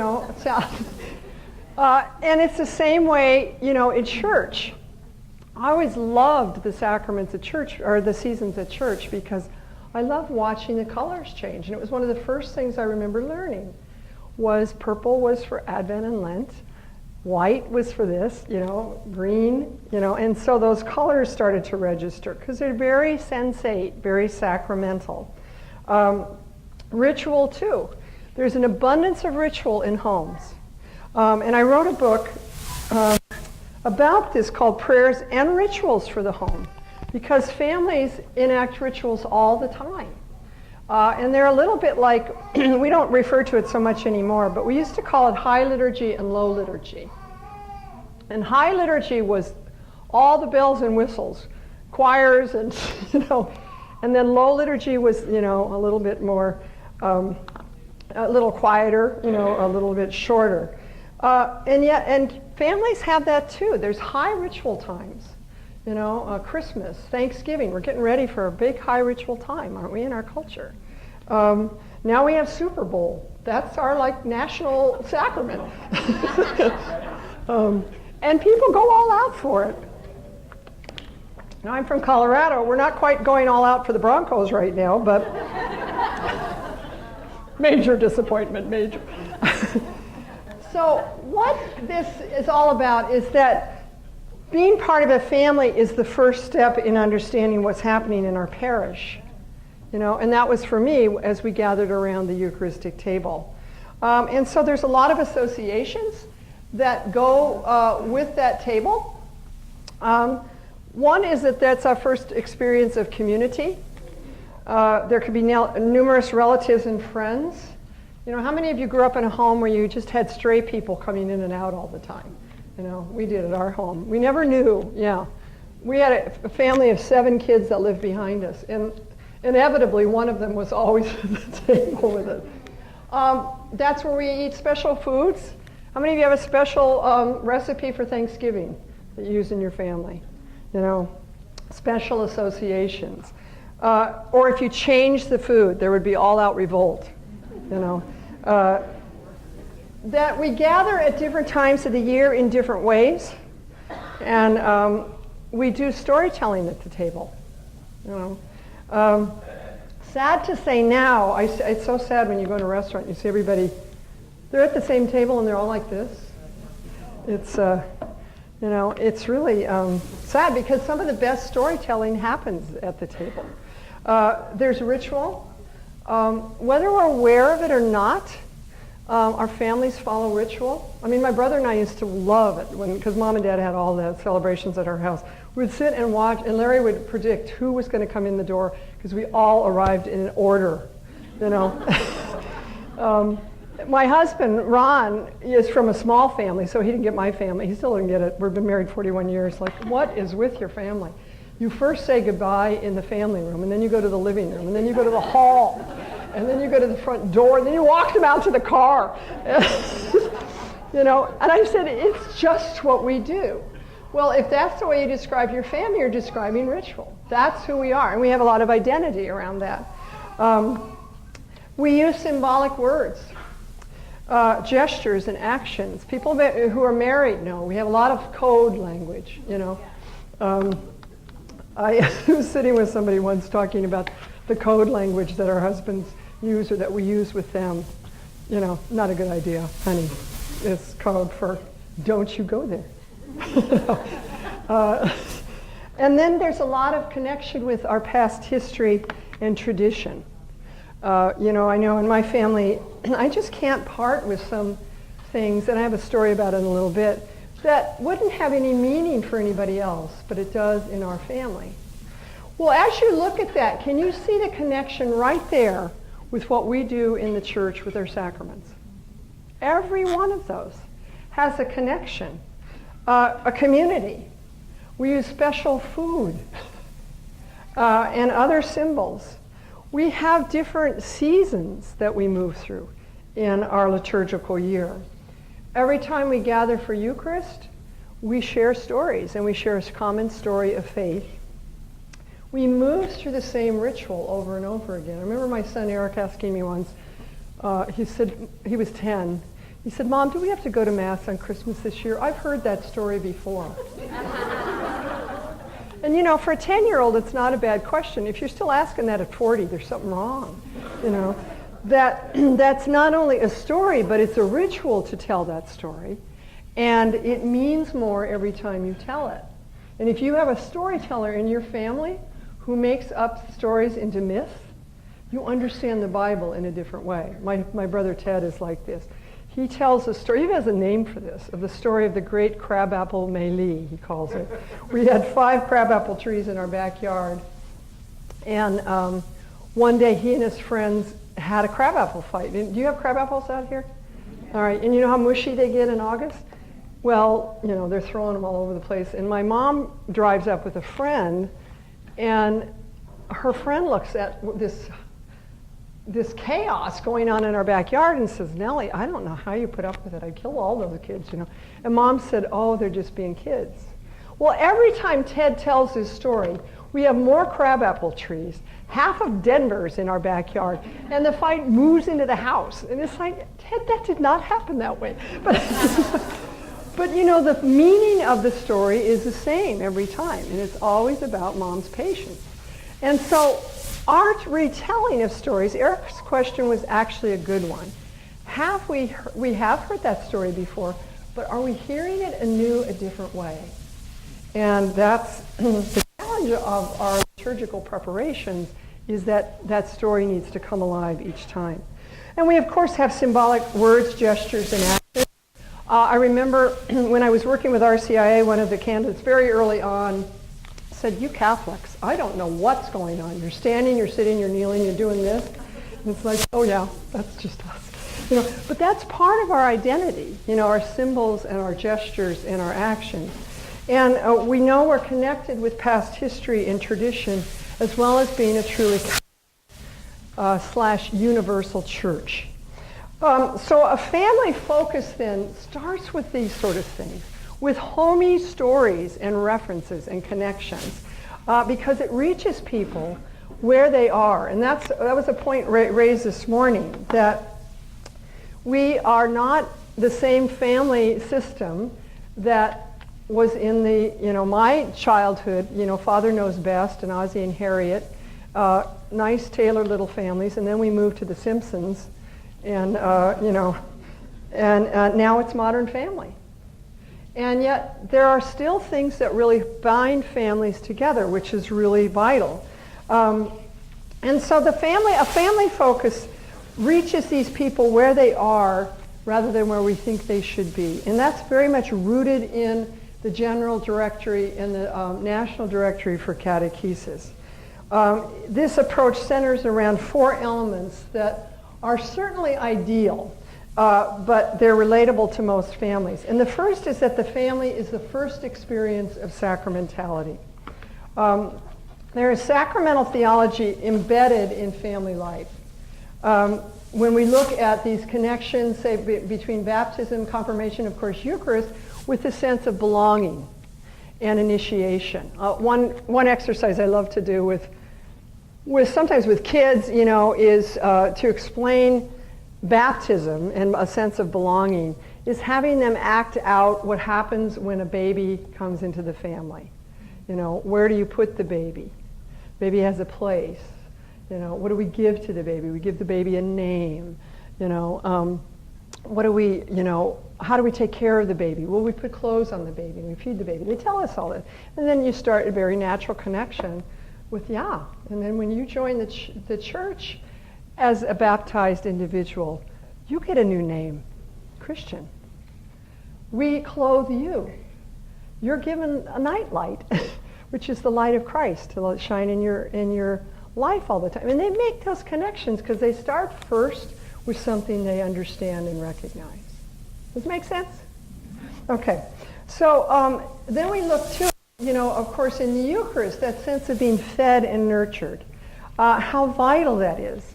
That we are fed with the spiritual food of the body and blood of Christ. And that is not just, this little personal thing for me, but that sense that I am connected to the entire body of Christ. It's really a phenomenal belief. And the Eucharist does this. There's just sometimes, when I went to Catholic grade school, we were taught to put our heads down and pray after communion. I think it was that kind of kept us in order when we were little. You just had your head down. But I would always watch for Mrs. Coughlin. So I would pray like this with my finger, because she would always come to daily mass when we went to daily mass, and she sat, and the adults, went to communion last, and I was fascinated with how she walked back with her head bent, this beautiful smile on her face, and she walked to the back of the church with her eyes closed. I said, how is she doing that? And one of my friends said it was like bump, bump, but she always found her way down the aisle. And she was a good friend of my mom's, and I remember telling Mom once, I said, Mrs. Coughlin always looks so happy at church, and she says, she has the beatific vision. But what she was really was someone who was nurtured and fed by Jesus. And as a child, I watched her, and I remember thinking, I want what Mrs. Coughlin has. I want that joy. And that was so wonderful. And today, still, my favorite prayer after communion is to watch people coming back from communion. When you look around your church, aren't we a motley crew? We really wouldn't be people that would probably get together on a regular basis to, pal around. But when you look at all these people coming forward, we're not maybe on the same political page, we come from different cultures, races, backgrounds, and yet we're all drinking from the same cup, eating from the same body of Christ, And that is such an amazing thing that nurtures and feeds me every time, because I know that I'm not alone. And so it feels like that, doesn't it? I don't know about you, but when I heard school shooting. I thought, what is going on? And yet, are these sexual assault stories that just never end. And I think, I don't know men like that. The men I've known, especially through the church, are so respectful. They're so dignified. And it's so demeaning to hear these horrible stories and grouping all men into that, because that's not been my reality. And that's what I take hope in, is we come together and we share these values of respect and love and compassion and mercy with this wonderful leader of our church, Pope Francis, who not only talks about it, but he builds bathrooms for homeless people on the Vatican grounds. Don't you just love that? I saw a video of him the other day dancing with somebody. I was like, who is this guy? It's just wonderful. So we're fed through that. And then, of course, forgiveness and healing, these beautiful sacraments of grace and forgiveness, which is so vital in our families. And then the two others that I don't have up there, I'm not really going to focus on those, but marriage and holy orders, where we serve one another through commitment and vocation. So the family, again, is where that is first experienced. If you're schooled in the way of forgiveness, if you're schooled in the way of healing, it's going to happen first in family. All right. A second element is. Did I go too fast? Okay. So ways that we make the connection for this is through symbols and rituals, using the symbols and rituals of the sacraments to actually catechize, not just talk about them, but we're a sensate people, and so that sense of sacramentality comes through that. And liturgical education, which is a big part of that. Did I skip over something? This isn't looking right. Yeah, okay. I thought I was missing a slide here. All right, this is a blue mirror. It doesn't look like much. They're actually, when my dad died, my mother, she and my dad had been married over 60 years, and they had lived in basically two houses for most of those years. And Mom was a classic hoarder of everything. Everything had meaning, you couldn't throw it out. Or she believed, keep those clothes, they'll come back in style someday. It's like, I don't think so. But my brothers, when she had to sell her house, it just nearly broke her heart. So she just couldn't go through her things. And she left the six of us at the house to go through everything. And I pulled up to the house. My sister Corinne comes running out. She goes, Ted and Larry are out of control. I have 3 older sisters and 2 brothers. She said, they almost threw out the blue mirrors. And I was like, oh my God. Walk in the house, my 2 older sisters are going bananas, and Ted is standing there like, what? Look at them. They're discolored, they're cracked. But we said, but they're the blue mirrors. Did you get this? And so looking at them, they were a little set of blue mirrors that were actually placemats. My mother had a whole set of them. And every Christmas she took them out and set them at a bay window in our dining room. She set them out and she put all these little angel figures on the blue mirrors. They looked like they were skating around. She had angel hair and snowmen, And I was little enough to just see it at this level, and it was like a little fairyland. And I said to my younger brother, Larry, don't you remember?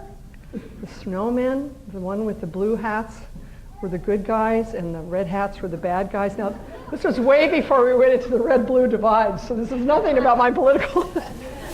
And he got it, So my sisters and I divided up the blue mirrors. Ted and Larry didn't get any. And, I still put them out. And I remember telling this story. I told this story at an intergenerational event at my parish when I worked at Pax Christi. And, I could see people really relating to that. I said, do you have something in your house that only your family understands? And they were like, yeah.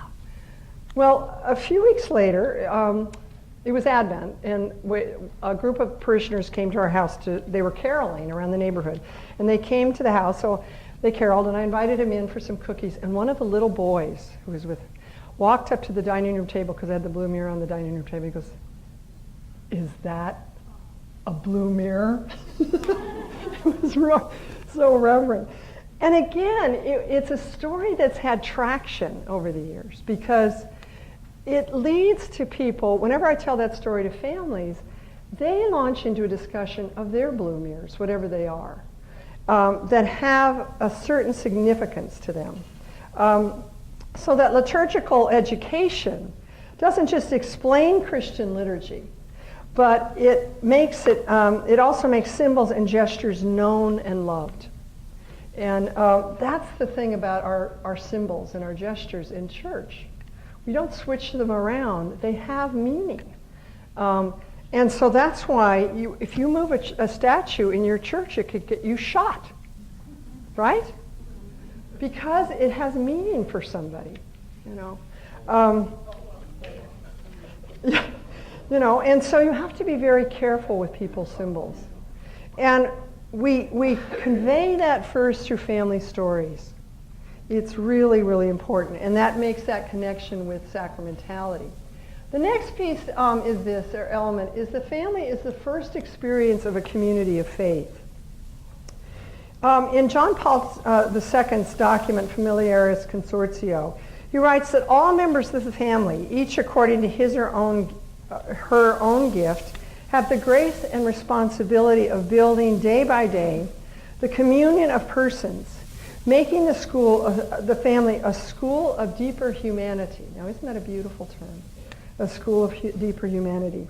This happens when there is care and love for the little ones, the sick, the aged, where there is mutual service every day, when there is a sharing of goods, of joys and sorrows. And that understanding of communion of persons makes the family a school of deeper humanity. It was really such a formative experience for me at our dining room table to learn about liturgy. And I wasn't articulating that as a child. But several years ago, I went to a conference.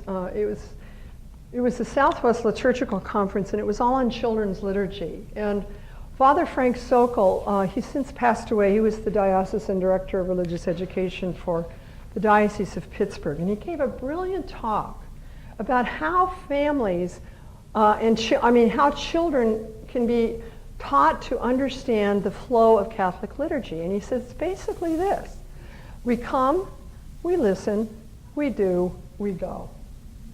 Isn't that brilliant? Now, there's official liturgical language for that. We have opening rites.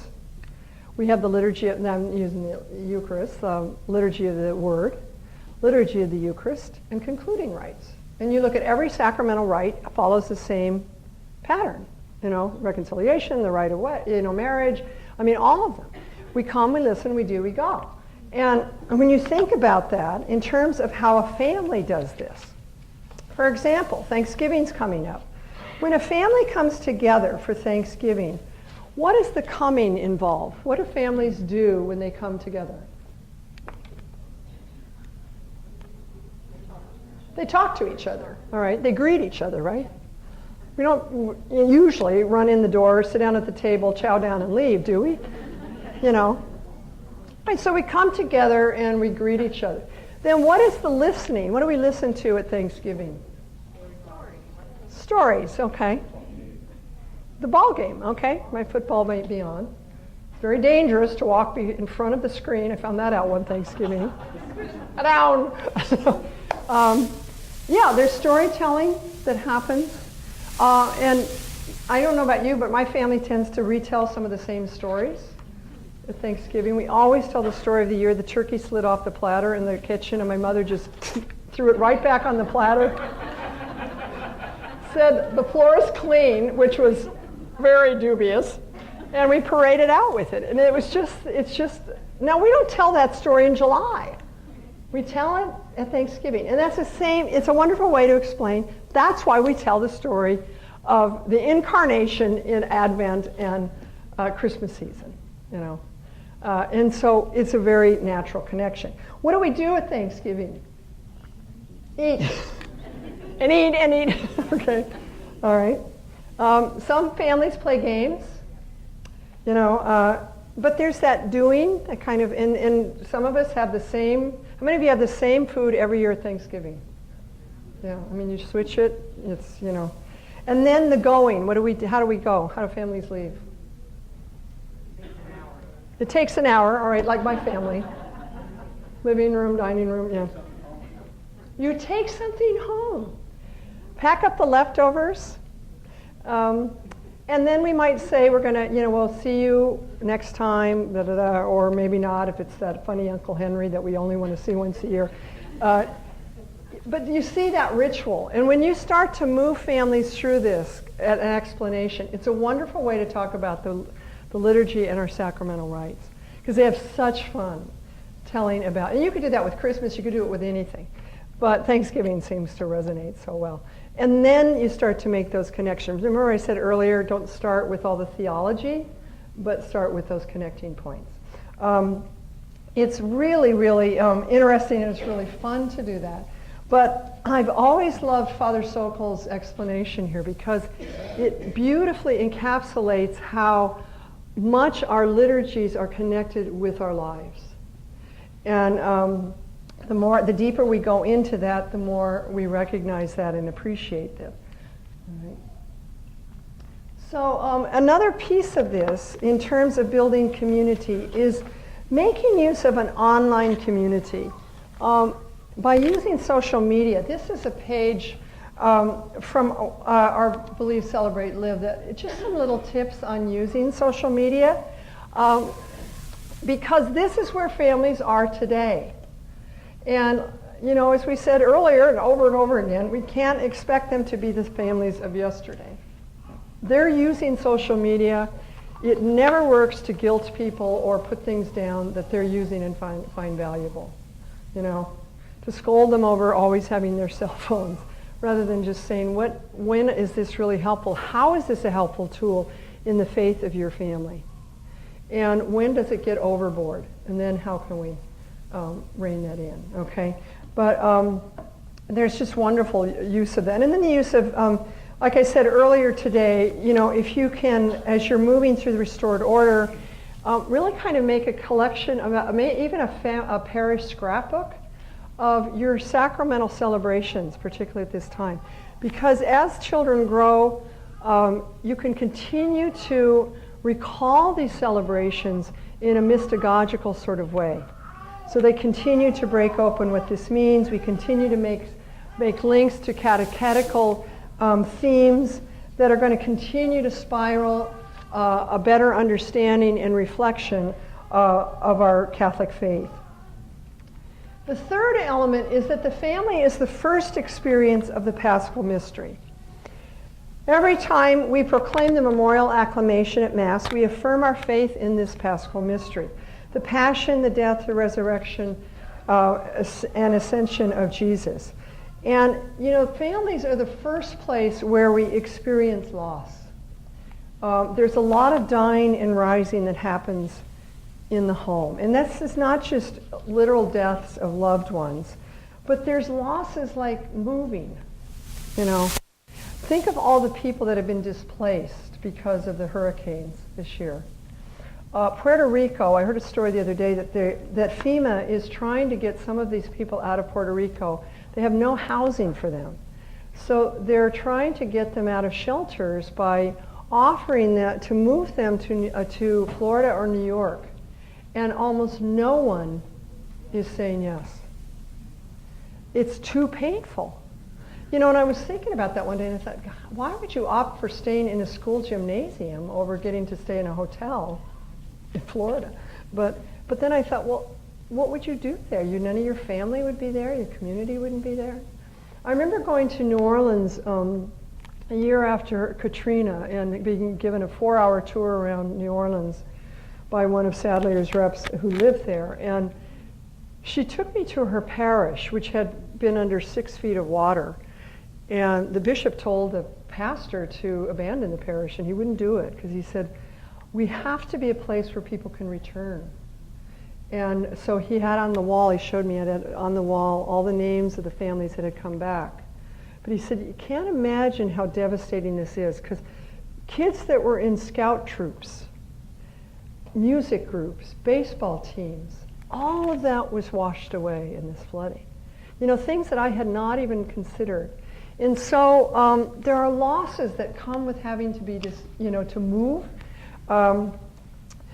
There was a wonderful little Pixar movie. Did any of you see that? It was about the emotional intelligence and the little girl who had, it was all triggered by her having to move. Inside Out, that's right. Beautiful movie about how, you know, how all the emotions it triggered in her, and all the little emotions have illustrations, really wonderful. There's also deaths that come through change, dying and rising. It's not always, even good change can disrupt us, you know. As much as it's wonderful to have a new baby in the house, everybody's affected. You know, there is also loss of decline in health. Those of you who have experienced the decline in your parents' health, for example, I'm getting closer to that, by the way. I'm trying to be really nice to my kids because they're going to be taking care of me someday.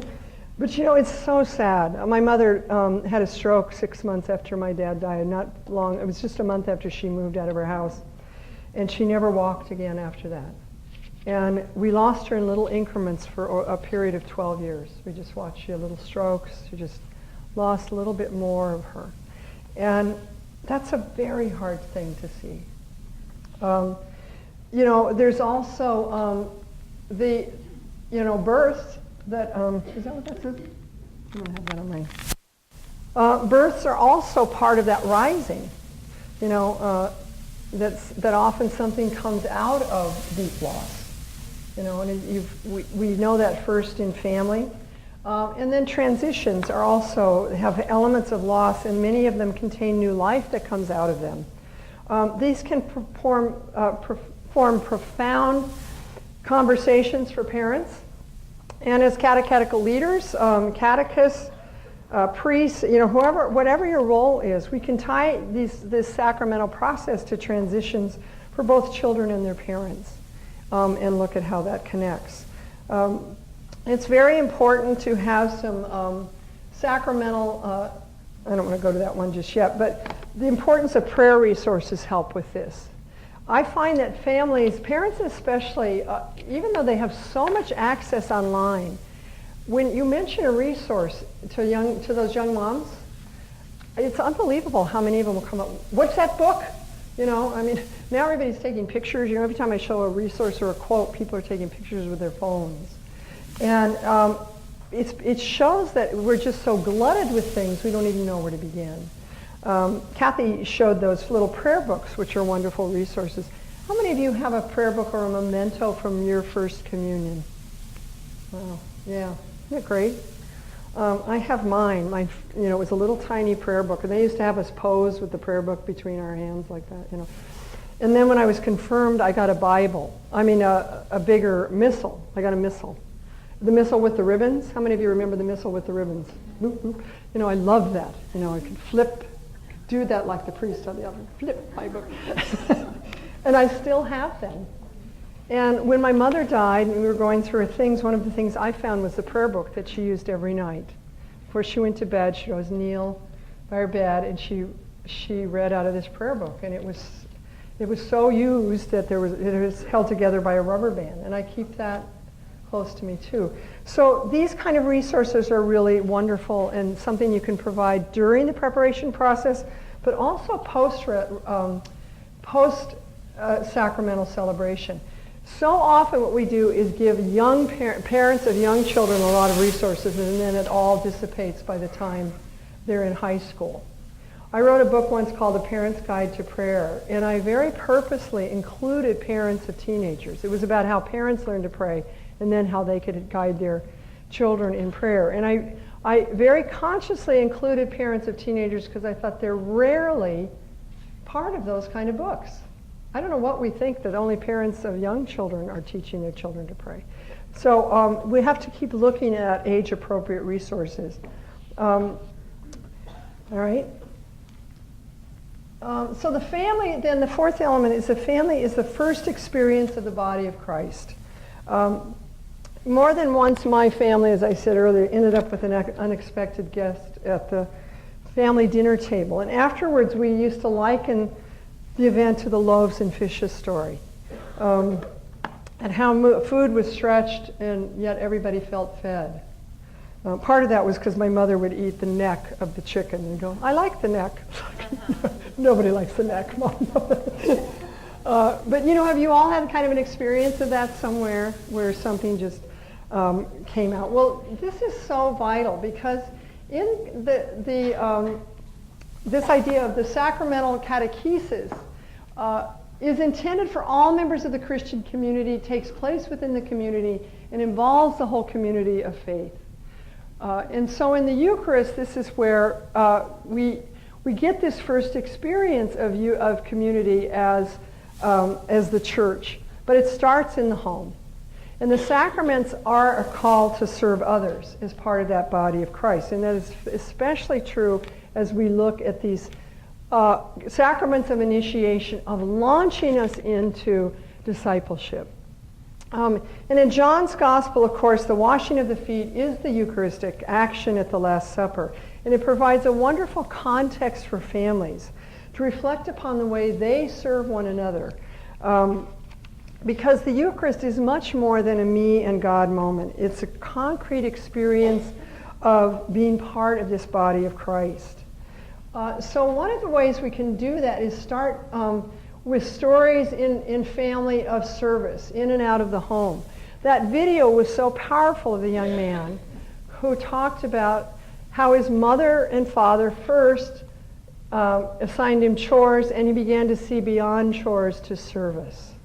And then serving that neighbor. What a wonderful story, and what a wonderful video. Or, if you have books, there's a lot of stories to kick off conversations around that. Who is somebody in your family that has served other people? I grew up with stories of my Aunt Ginny, who used to go down to poor areas in St. Louis and bring food and clothing to the poor. And she was just my idol as a child. I just loved her. She was so kind and so compassionate. And then with challenging people, parents, to follow and listen to the words of the dismissal at Mass. Number one, to encourage them to stay for the dismissal at Mass, instead of joining the great exodus that for some reason, I love these churches where people back their cars into the, it's like, what are you doing? Are we that, anxious to make a getaway after church? That great exodus after communion, which I always feel is so tragic because they're missing the blessing. And the blessing at Mass is such a beautiful symbol. But the dismissal to go and spread the word of God through acts of charity and generosity and service. This is a wonderful link with baptism. This calling ourselves to this sacramental reality, and then again how it grows in us. And so those of you working with older kids, youth, really putting them into service on behalf of others and providing opportunities for that is very important. Another part of this is engaging in mystagogical prayer. I've talked about mystagogy several times. But a process of mystagogical prayer can look like this, where it includes the use of music, gesture, sacramental symbols, and liturgical prayers. We are very wordy. We tend to be very wordy in our prayers. I go to a lot of diocesan conferences, and their opening prayer services are almost all somebody reading to everybody else while we all sit there. And which was lovely this morning that we sang. There was antiphonal prayer back and forth, leader, all of us. That's the sort of thing we should be using. Wonderful gestures, using our sacramental symbols so that they become familiar to children and young people. When I taught in Catholic school, when I was in my 20s, and I taught in a school in Boulder, Colorado. And I taught second grade. They were preparing for First Communion. I used to take the kids over to the church periodically. And I'd let them wander around. Nobody was there. And I remember I never had to tell them to be reverent. They just naturally knew. But they all were curious. Like they all had to go up, stand behind the ambo. They had to go sit in the presider's chair. They had to stand behind the altar, you know. And then, because I felt like they need to feel at home here. They need to roam around and understand this is their church. And then I'd ask them to find a place by themselves. They always did. They loved having that space. And just to spend 5 minutes in quiet. And they adored it. And the sense that I got, where they would always say, can we go back, was this is your church. You should know what all of these are, you know, and feel comfortable with them. I remember once going with a group of children in Colorado Springs to our cathedral. All of these children were audio impaired. They were from the School for the Deaf and Blind. They were visually impaired, the group that I was with. And there was a deacon that came from, he came out, I'd asked him to kind of lead the kids around the church. Well, they couldn't see anything. So he made it very tactile. And he led them up to feel the candle. We had very elaborate candle holders. And, you know, so they went around and they felt everything in the church. They could. And then he turned on the microphone and let them talk into the mic. They loved that. They're echoing all over the church. And again, there was a sense with them, this is your place. This is where you belong. Even if you can't see everything, you're still part of it, which was so important. So you incorporating these into our prayer, and then offering a brief explanation to direct the flow of prayer. Moving into prayer with reverence. So often our prayer gets sloppy, you know, sign of the cross with the floppy hand. I always stop people, kids, when they get into that. I said, now let's think about this again. Will you join me in the name of the Father? Hello? In the name of the Father, and of the Son, and of the Holy Spirit. Amen. You know, it's so wonderful to cross yourself and to feel it, to go slow. You know, that's the trouble with some of our memorized prayers. We get so used to them, we treat them like old furniture. And I started using the Our Father for Lectio Divina. And are you all familiar with Lectio? You know, and there's time, and I think I really got hooked into this because I used to bring communion to the elderly when my mom was in that nursing home. And I would pray the Our Father with them before they received communion. And they were, no matter how far they were in terms of dementia, they all remembered that prayer. And they prayed it as reverently as I've ever heard it. And my mom once, she used to make rosaries, so she prayed the rosary all the time. She must have said hundreds of thousands of Our Father over the course of her life. But I remember once praying the prayer with her, and she just stopped at trespasses, and she says, what do you think that means? And I thought, that's so beautiful. She got snagged on a word. And then that was almost as far as we went with it, because we had a conversation about what it meant to trespass. Well, think about that. Trespassing on somebody's feelings. Trespassing on somebody's dignity. You know, that entire prayer is not just a prayer. Jesus used it as a way to pray. And so when we pray with reverence, we take every prayer, every psalm, every reading, and we do it very reflectively. And then the last is to invite then response. What did you hear? What did you see? What does this mean for you as you prepare for this sacrament? Or as we look back on a sacrament, okay? So these are just some thoughts about how we make some connections. Let's see where we are time-wise. Oh, we're good. So why don't we take a moment to converse at your tables about takeaways from today. Well, I first of all want to thank you for being here all day. I know you have busy lives, but it shows the level of commitment in your diocese that you would come to these study days and be part of this and to be so open and honest. So I know Kathy joins me in this, that we want to wish you all the best as you continue your movement into this big change in your diocese. I hope you can hold it lightly and turn it over to, remember the team, the guide, the coach that was mentioned in the first video, the Holy Trinity.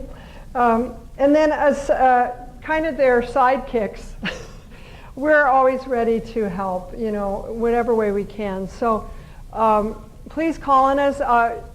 The Kathy cards are up on Kathy's table. I'll have some of my business cards if you have any questions about anything I shared today or want any feedback on resources, and Kathy's card is there as well. So as we close, I'd like to invite us to close with prayer. And we've been busy talking and listening and generating ideas, but let's just reflect for a moment on our own initiation into the Christian community. Most of us, many of us are too young to remember our baptisms, and yet someone was there to hold us, to bring us into the church. Our confirmation at whatever age that was received, and what that meant to be marked and sealed with the Holy Spirit. And then every time we go to Eucharist, that from the first time to the last time we've received, how much that's nurtured us. So I'd invite you to take a moment to just rest in this photograph that's up on the screen for a moment, and so that we place ourselves in a posture of prayer.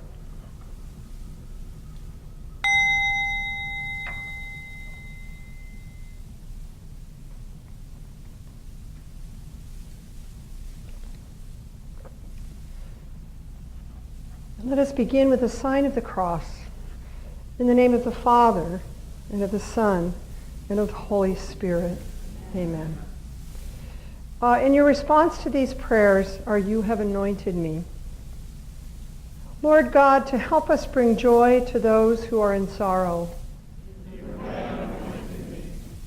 To help us bring others to Christ. Help us comfort the lowly and the poor.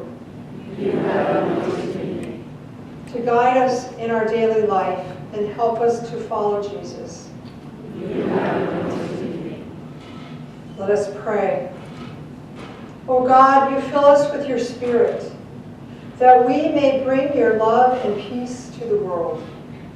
As you now send us out to bring your Spirit to everyone, we ask you to send us your Spirit, so we can be the light of Christ to everyone we meet. And for just a moment, I'd invite you to reflect on a word that encapsulates for you the hope you have for this diocese in implementing restored order.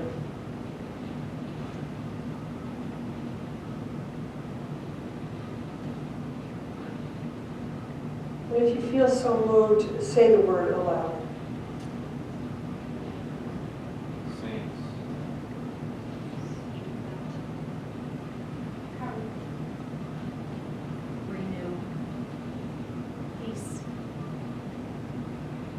Trust.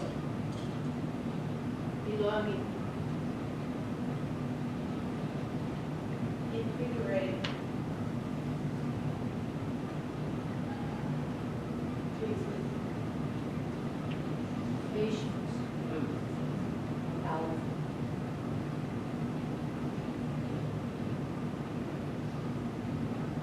Holy Spirit.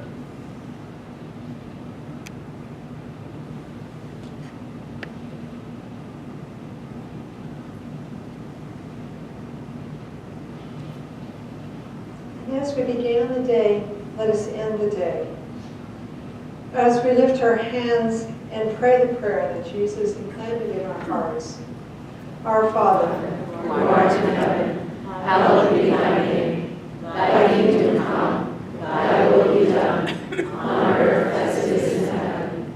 Give us this day our daily bread, and forgive us our trespasses, as we forgive those who trespass against us. And lead us not into temptation, but deliver us